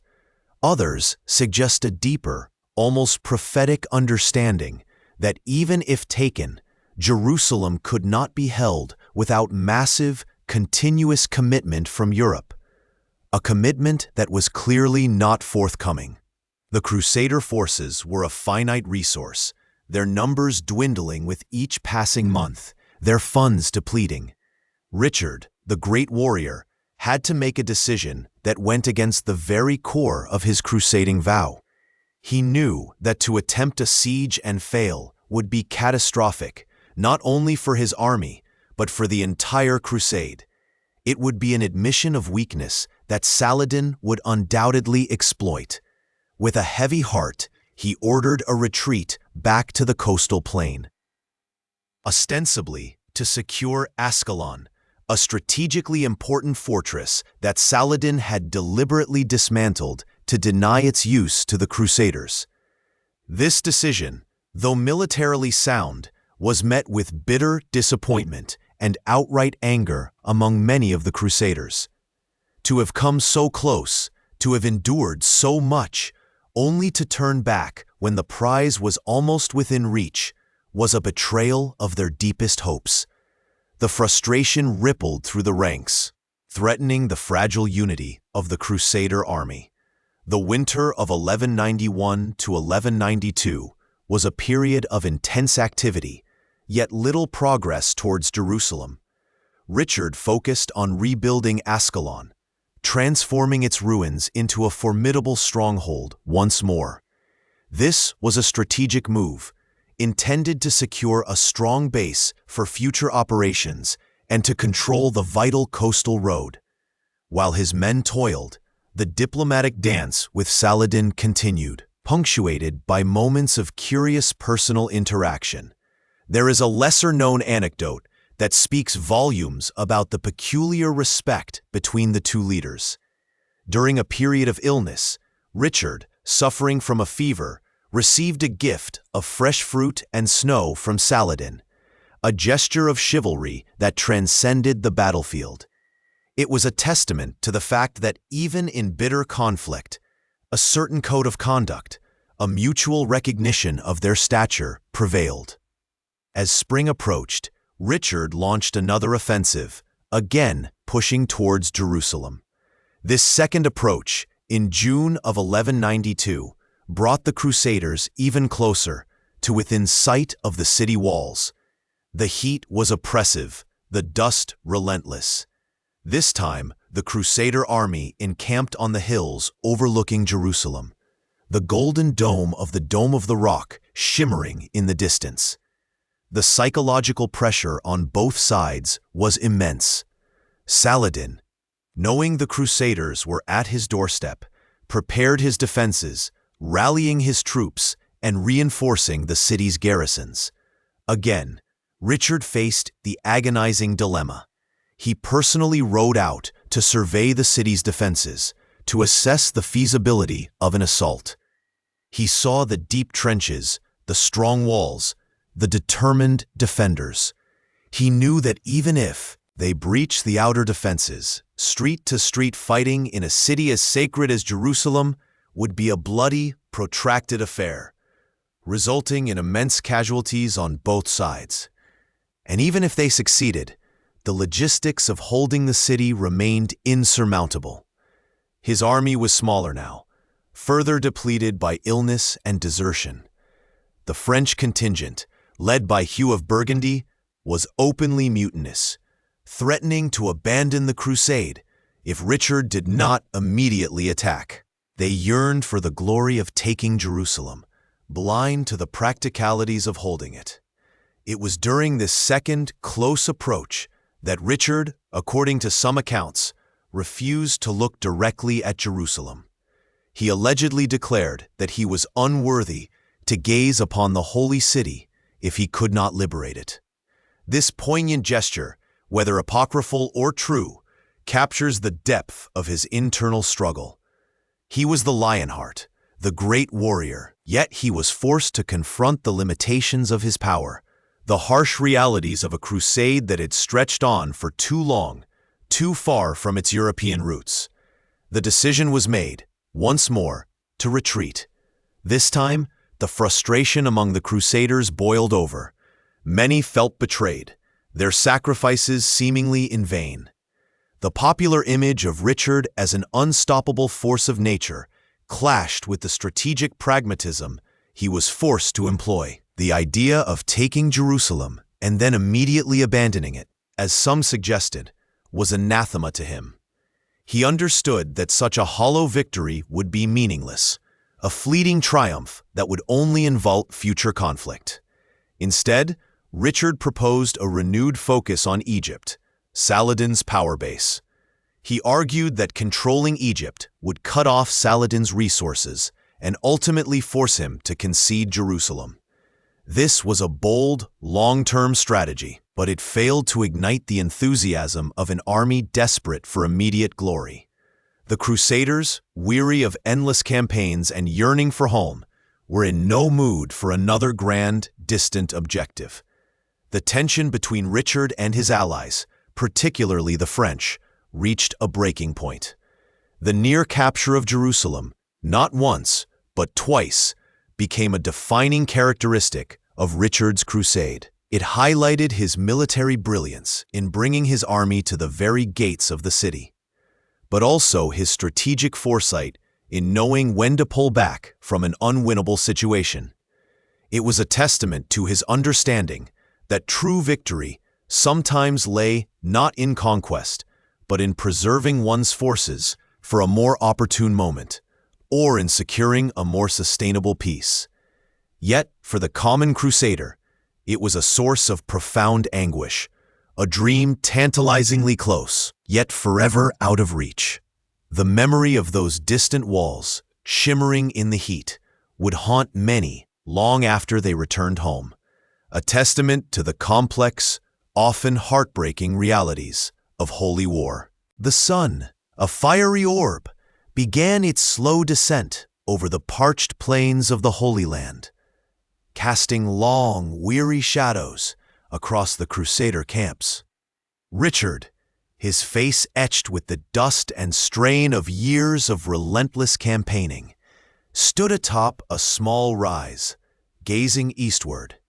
The Third Crusade, for all its fervent hope and immense sacrifice, had not achieved its ultimate goal, the recapture of Jerusalem. Yet, a different kind of victory had been forged in the crucible of battle and negotiation. The truce with Saladin, signed in September of 1192, was a testament to both leaders' pragmatism and their shared exhaustion. It allowed Christian pilgrims access to Jerusalem, albeit unarmed, and granted Crusaders control over a narrow strip of coastline from Jaffa to Tyre. For many, it was a bitter pill, a compromise that felt like a concession. But for Richard, it was a necessary end to a prolonged and costly endeavor. He had arrived in the Levant with the roar of a lion, full of ambition and righteous fury. And now he prepared to depart with the quiet dignity of a king who understood the limits of even the most formidable power. The decision to leave was not made lightly. News from England had grown increasingly dire. His younger brother, John, ever ambitious, was making moves to seize the throne. Reportedly aided and abetted by King Philip II of France, Richard's erstwhile ally and now his most cunning rival. The kingdom he had left behind was unraveling, and his presence was urgently required. The journey home, however, was fraught with peril, perhaps even more so than the battles he had just fought. The sea routes were dangerous, not only from storms, but from pirates, and more significantly, from the vengeful gaze of Philip Augustus. Richard knew he could not risk sailing directly to England or even through French waters. He needed a discreet, swift passage, and so he chose a land route, a perilous gamble through the heart of Europe. He set sail from Acre in October 1192, not on a grand royal vessel, but on a small, unassuming ship, hoping to slip unnoticed across the Mediterranean. His retinue was small, a handful of loyal knights and servants, disguised as pilgrims or merchants. The initial leg of the journey was relatively smooth, a quiet passage across the shimmering expanse of the sea. They landed somewhere on the Adriatic coast, perhaps near Corfu, and from there, the real ordeal began. Richard, ever the adventurer, might have relished the challenge, the thrill of moving incognito through hostile lands. He had always been a man who preferred action to idleness, and even in this forced stealth, there was a certain restless energy about him. Yet, the disguise was imperfect, and his reputation, like a beacon, preceded him. His distinctive red hair, his regal bearing, even the sheer force of his personality, made him difficult to truly conceal. As they moved northward through the rugged terrain and dense forests, the shadows of old enmities began to lengthen. Richard had made many powerful enemies during his crusade, not just among the Saracens, but among his Christian counterparts. His imperious manner, his unwavering belief in his own destiny, and his often blunt assessments of others had alienated several key figures. Chief among these was Duke Leopold V of Austria. The animosity between Richard and Leopold had festered during the siege of Acre. Richard, arriving later than Leopold, had asserted his authority, famously tearing down Leopold's banner from the walls of Acre and replacing it with his own. This public humiliation, a deep insult to a proud and powerful duke, had never been forgotten or forgiven. Leopold, a man of considerable influence within the Holy Roman Empire, harbored a burning desire for vengeance. Another formidable foe was Henry VI, the Holy Roman Emperor. Henry had his own grievances against Richard, stemming from the latter's support for Henry the Lion, a rival of the Hohenstaufen dynasty, and from Richard's perceived meddling in Sicilian affairs. The political landscape of Europe was a complex tapestry of alliances and feuds, and Richard, by virtue of his power and personality, had managed to become entangled in many of them. As Richard and his small party made their way through the Duchy of Austria, the air grew thick with suspicion. They were nearing Vienna, and the danger was palpable. The cold of the European winter had set in, adding another layer of hardship to their desperate flight. One evening, in December of 1192, exhausted and perhaps a little careless, they sought refuge in a small inn on the outskirts of Vienna, in a village called Erdberg.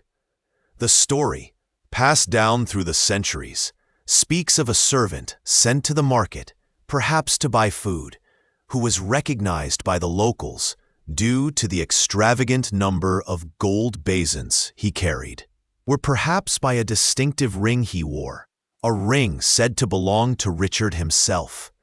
Another version suggests that Richard, despite his disguise, was recognized by his royal habits, perhaps ordering food or acting with an air of authority that belied his humble attire. Whatever the precise detail, their cover was blown. Word quickly reached Duke Leopold. The opportunity he had long awaited had arrived. On December 21st, 1192, Richard the Lionheart, the mighty warrior king, was captured. It was not a grand battle or a strategic maneuver, but a quiet, almost anticlimactic apprehension in a humble inn, far from the battlefields of the Holy Land. The irony was profound. The king who had faced down Saladin and led armies across continents was caught by a former ally, not in open combat, but in a moment of vulnerability and fatigue. Richard was initially held at Dürnstein Castle, a formidable fortress perched high above the Danube River. The exact conditions of his early imprisonment are somewhat debated by historians. Some accounts suggest he was treated with a degree of respect, given his royal status, while others paint a picture of harsh confinement. What is clear is that he was a valuable prize, a king held hostage, and his captors intended to extract a significant ransom. Leopold, however, could not simply hold a king indefinitely without the emperor's consent. The rules of medieval kingship, though often bent, still held some sway. Furthermore, the political implications of holding such a powerful monarch were immense. Thus, Leopold soon handed Richard over to Emperor Henry VI. The transfer occurred in early 1193, and Richard was then moved to the imperial castle of Trifles in the Palatinate region of Germany. His imprisonment was a closely guarded secret for a time, but news, like water, eventually finds its way through the cracks. The disappearance of the English king, the prolonged silence from his retinue, began to raise alarms across Europe. His mother, Eleanor of Aquitaine, a formidable queen in her own right, was particularly distressed and immediately set about trying to locate him. The famous legend of Blondel de Nesle, the minstrel, who supposedly traveled across Europe, singing Richard's favorite songs until he heard a reply from a castle window, is a romantic embellishment, yet it speaks to the desperate efforts made to discover his whereabouts. The Emperor Henry VI saw in Richard's capture an unprecedented opportunity. He was not merely holding a king.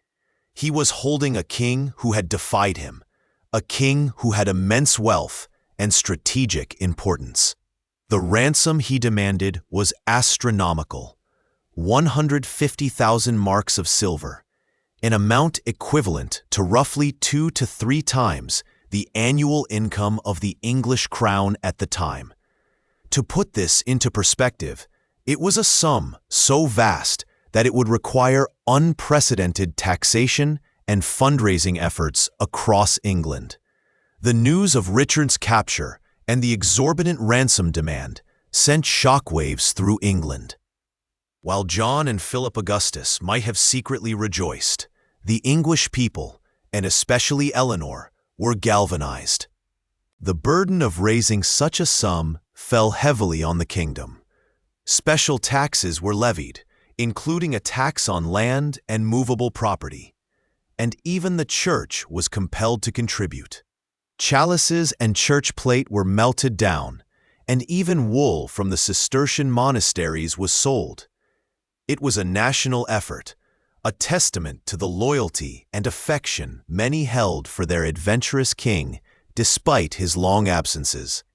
During his imprisonment, Richard was not entirely cut off from the world. He was allowed to communicate with his family and some of his loyal supporters. He even composed poetry and songs, including the famous Janus Hans Pries, a man who is imprisoned, a lament about his captivity, and the perceived lack of effort from his allies to secure his release. These works offer a rare glimpse into his inner world during this trying period, revealing a man who, for all his outward bravado, felt the sting of betrayal and the ache of confinement. Historians still debate the precise conditions of Richard's captivity. Was he truly chained in a dungeon, as popular imagination often depicts? Or was he held in more comfortable, albeit secure, apartments befitting his royal status? The truth likely lies somewhere in between. While he was certainly not free, he was a valuable asset, and his captors would have had an interest in keeping him alive and in reasonable health to ensure the ransom was paid. There are accounts of him being allowed to ride and even participate in jousting, though these might be exaggerated. What is certain is that he was under constant guard, his movements severely restricted, and his release contingent solely on the payment of the enormous sum. The negotiations for his release were long and complex, involving emissaries from England, the Emperor, and various European powers. Eleanor of Aquitaine played a crucial role, tirelessly working to gather the ransom and negotiate terms.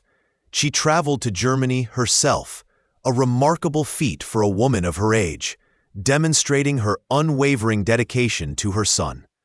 Finally, after more than a year in captivity, a significant portion of the ransom was paid, and promises were made for the remainder. In February of 1194, Richard was released. His journey back to England was a triumphant one, a stark contrast to his clandestine escape from the Holy Land. He landed in England in March 1194 to a rapturous welcome. The kingdom had been bled dry to secure his freedom, but for many, the return of their Lionheart was worth every sacrifice. His capture and imprisonment, though a personal humiliation and a financial drain on England, had a profound impact on the political landscape of Europe. It strengthened the hand of the Holy Roman Emperor and highlighted the precarious position of even the most powerful monarchs in the intricate web of feudal loyalties and rivalries. For Richard, it was a harsh lesson in vulnerability, a reminder that even a king could be brought low by a combination of personal animosity and political opportunism. He had survived the Crusades, but it was on the journey home, through the very heart of Christendom, that he faced his most unexpected and perhaps most dangerous challenge. The cold, biting wind of December had already begun to gnaw at the edges of the Holy Roman Empire when Richard, disguised and weary, was finally betrayed. It was near Vienna, in a small village inn, that his distinctive ring, or perhaps the lavishness of his travel, gave him away. He was seized by Duke Leopold V of Austria, a man still smarting from Richard's perceived insults during the siege of Acre, where the English king had reportedly thrown Leopold's banner from the city walls. This act, whether true or exaggerated, cemented a deep personal animosity that now found its bitter fulfillment. From the moment of his capture in late 1192, Richard's fate became a pawn in a much larger game of European power. Leopold, though he held the king, did not possess the authority to keep such a high-profile prisoner indefinitely. He soon handed Richard over to his overlord, Emperor Henry VI, for a substantial sum, reportedly 60,000 marks of silver. The emperor, a shrewd and ambitious ruler, understood the immense leverage he now held. The Lionheart, the celebrated crusader, was not merely a king. He was a symbol, and his imprisonment sent ripples of shock and dismay across Christendom. Richard's captivity was not the dungeon-dark, chain-bound existence often imagined for medieval prisoners. While certainly a prisoner, he was held in various castles, initially at Dürnstein on the Danube, then later in more comfortable, though still confining, conditions at Trifles Castle in the Palatinate. He was allowed his own retinue, his musicians, and even his falcon, suggesting a form of house arrest rather than brutal incarceration. Yet, the psychological toll must have been immense for a man of such restless energy and boundless ambition. He was cut off from his kingdom, from his wars, and from the very sun-drenched lands he had fought so valiantly to reclaim.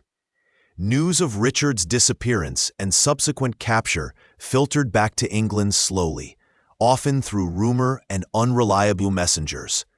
It was a time before swift communication, and the uncertainty itself was a torment. His mother, Eleanor of Aquitaine, a woman of extraordinary resilience and political acumen, refused to believe her son was dead. She dispatched agents across Europe, tirelessly seeking information, following every whisper and clue. It was said that the minstrel Blondel de Nesle, a loyal companion, traveled from castle to castle, singing a specific tune known only to him and Richard, until he heard Richard's voice respond from within the walls of Dürnstein. While this tale is likely a romantic embellishment, it beautifully captures the desperate hope and the enduring loyalty that surrounded the search for the missing king.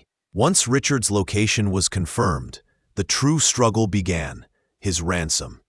Emperor Henry VI, recognizing the colossal value of his captive, set an exorbitant price: 150,000 marks of silver.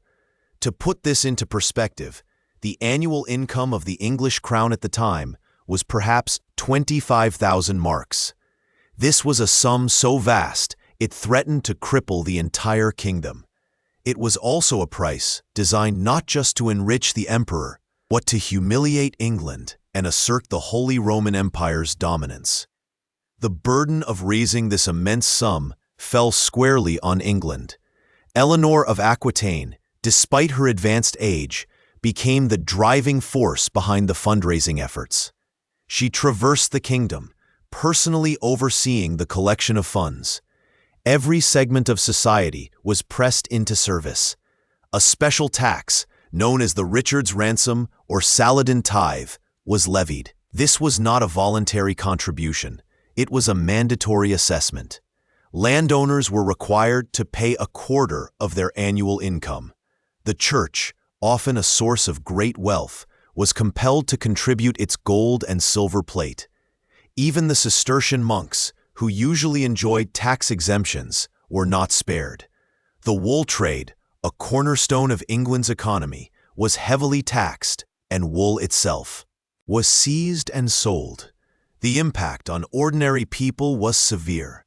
Families tightened their belts, postponed marriages, and delayed purchases.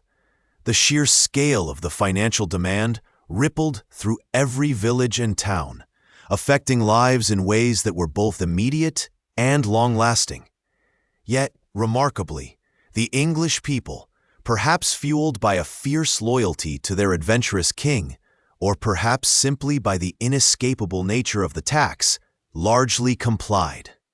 They understood, in a visceral way, that their king's freedom, and by extension, their nation's honor, depended on their collective sacrifice. While Eleanor tirelessly worked to gather the ransom, political machinations unfolded on the continent. King Philip II of France, Richard's long-standing rival, saw an opportunity to further weaken his enemy. He actively conspired with Emperor Henry VI, offering a substantial sum to keep Richard imprisoned or to hand him over to France. Philip even sent letters to the emperor, warning him that if he released Richard, he would never again have such a prisoner in his power. John, Richard's younger brother, also played a treacherous role. He allied himself with Philip, seizing royal castles in England and attempting to usurp the throne, spreading rumors of Richard's death. He even promised Philip parts of Normandy if he would help him secure the English crown. However, the loyalty of many English barons and the steadfast refusal of Hubert Walter, the Archbishop of Canterbury and Richard's chief justiciar, to recognize John's claims, thwarted these attempts. Walter, a pragmatic and capable administrator, maintained order in England and diligently worked to raise the ransom, all while fending off John's machinations. The negotiations for Richard's release were protracted and complex.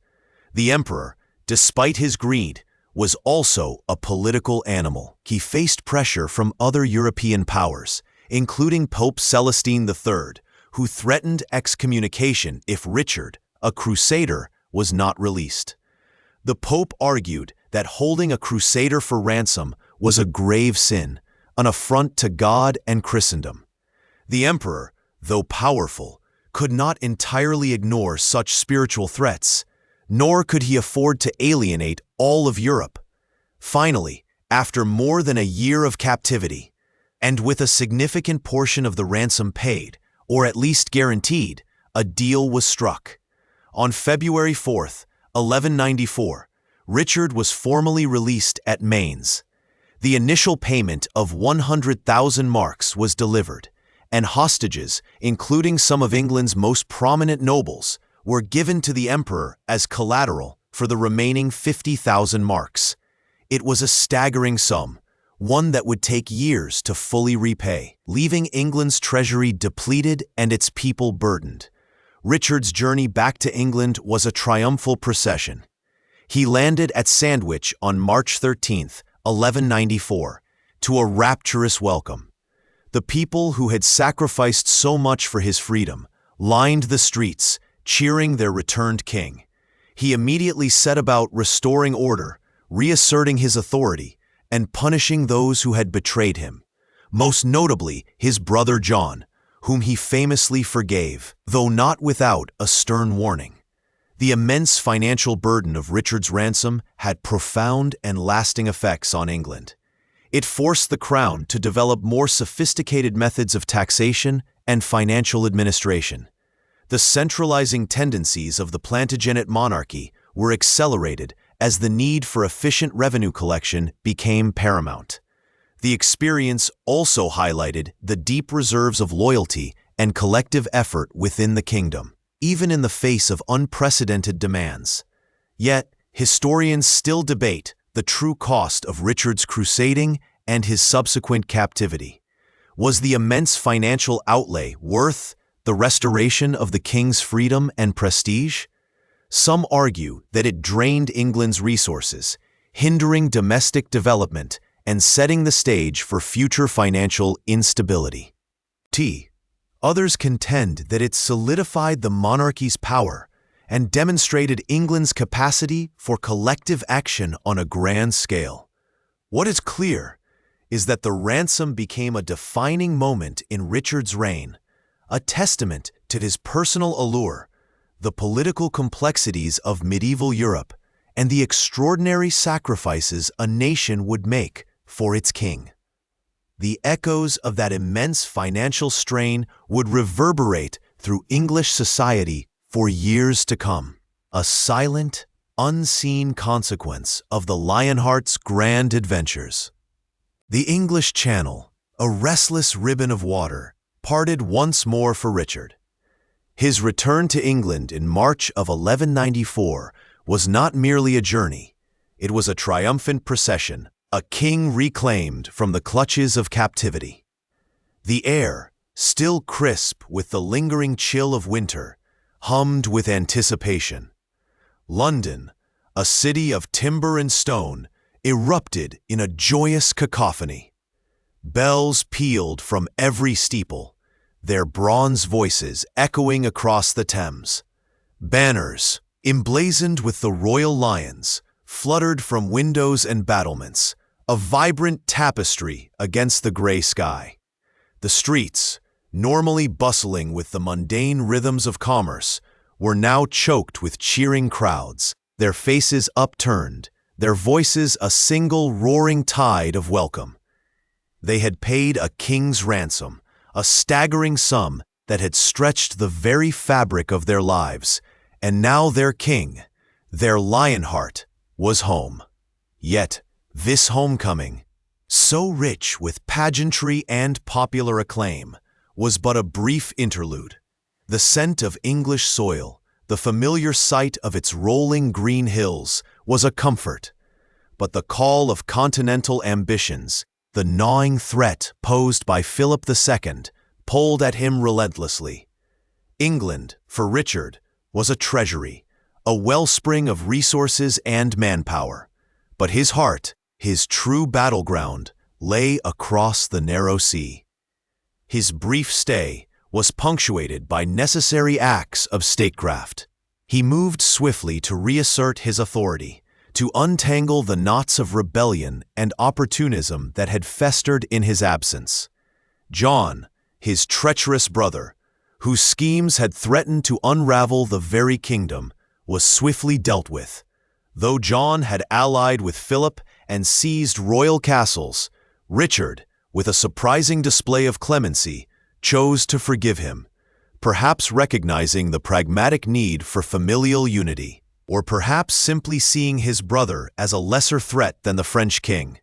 On April 17, 1194, in the ancient city of Winchester, Richard underwent a second coronation.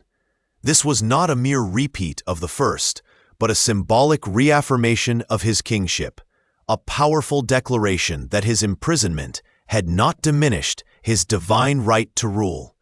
The ceremony, held within the hallowed walls of Winchester Cathedral, was less an anointing and more a triumphant display of power, a visual spectacle designed to quell any lingering doubts about his legitimacy and to solidify his position after the turmoil of his captivity.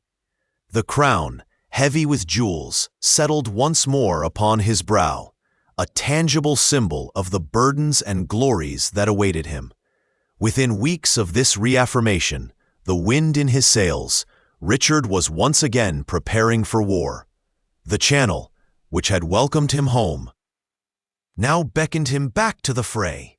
His focus was clear, his resolve unwavering, to confront Philip II and reclaim the lands that had been lost or threatened during his absence. Normandy, the ancestral duchy, was a particular point of contention. Philip had seized significant portions of it, including the strategically vital fortress of Gisors. The intricate tapestry of feudal loyalties, the ever-shifting alliances, and the strategic importance of castles and river crossings meant that the conflict was less a grand decisive battle and more a prolonged attritional struggle. The next 5 years of Richard's life were almost entirely consumed by this relentless continental struggle. He was a king in constant motion, a general in perpetual campaign. His court was a moving entity, following him from siege to siege, from skirmish to skirmish. The landscape of northern France became his chessboard, and castles, those imposing stone sentinels, were the pieces he sought to capture or defend. He was a master of siege warfare, his strategic mind honed by years of crusading. He understood the psychological impact of a prolonged blockade, the devastating power of siege engines, and the importance of supply lines. One of his most enduring legacies from this period was the construction of Château Gaillard, a magnificent fortress perched high above the River Seine. Begun in 1196 and completed with astonishing speed within 2 years, this castle was a testament to Richard's military genius and his unwavering determination to secure his Norman borders. Its innovative design, with concentric walls, formidable towers, and a complex system of defenses, made it virtually impregnable. Historians still debate the precise cost of its construction, but it was undoubtedly immense, draining the royal coffers yet further. Some scholars estimate it consumed a significant portion of Richard's annual revenue for those years, a testament to its strategic importance in his eyes. It was more than just a castle. It was a symbol of his defiance, a physical manifestation of his refusal to yield to Philip's territorial ambitions. The war with Philip was a complex dance of alliances, raids, and sieges. Richard, ever the pragmatist, sought to isolate Philip through diplomatic means, forging alliances with various continental powers, including the Count of Flanders and the Holy Roman Emperor. These alliances, however, were often fragile, shifting with the winds of political expediency. Battles, when they occurred, were often localized skirmishes rather than large-scale, pitched engagements. Richard preferred to wear down his enemy, to seize strategic points, and to disrupt Philip's supply lines. In 1198, a significant victory for Richard came at the Battle of Gisors. While not a massive engagement, it was a morale booster and a strategic success. Richard, leading his forces, routed the French army, with Philip himself narrowly escaping capture. It is said that Philip was so humiliated that he lost his horse and had to swim across a river to safety, a detail that surely delighted Richard and his chroniclers. This victory, though not decisive in ending the war, demonstrated Richard's continued military prowess and his ability to command and inspire his troops. Yet, despite his successes, the war was a drain. It demanded constant resources, both human and financial.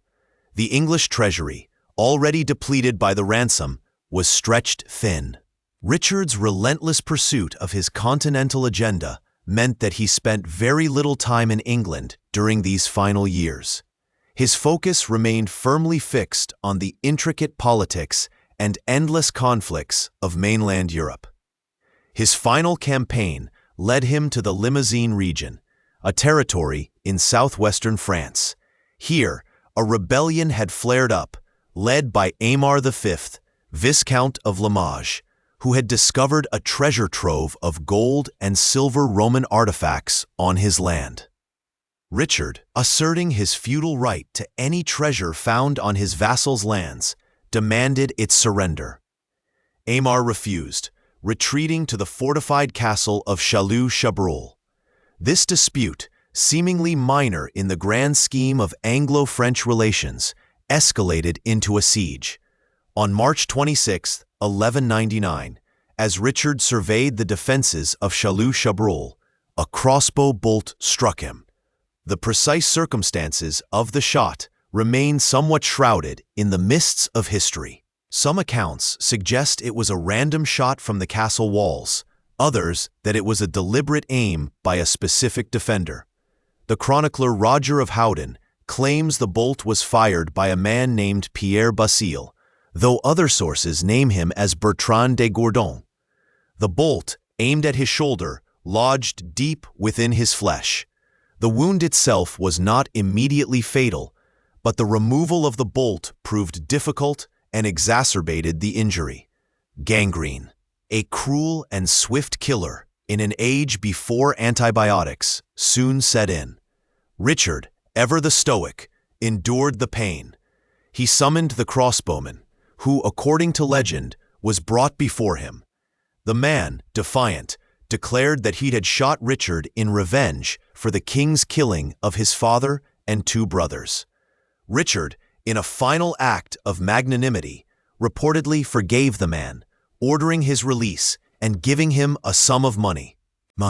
However, after Richard's death, his mercenary captain, Mercadier, ignored the king's wishes and had the crossbowman flayed alive and then hanged, a grim testament to the brutal realities of medieval warfare and the complex loyalties of those who served. On April 6, 1199, in the arms of his mother, Eleanor of Aquitaine, Richard the Lionheart, King of England, Duke of Normandy, and Count of Anjou, breathed his last. He was 41 years old. His body was laid to rest at Fontevraud Abbey, alongside his father, Henry II, and his formidable mother. His heart, however, was interred separately in Rouen Cathedral, a symbolic gesture reflecting his deep affection for Normandy, the land for which he had fought so fiercely. His viscera were buried at Châlus, the place of his death. The war he had waged against Philip II would continue for years after his passing. a testament to the deep-seated rivalries that defined the Anglo-French relationship for centuries. The echoes of his campaigns, the formidable walls of Chateau Gaillard, and the memory of his relentless pursuit of glory across the continent would long outlive the Lionheart himself.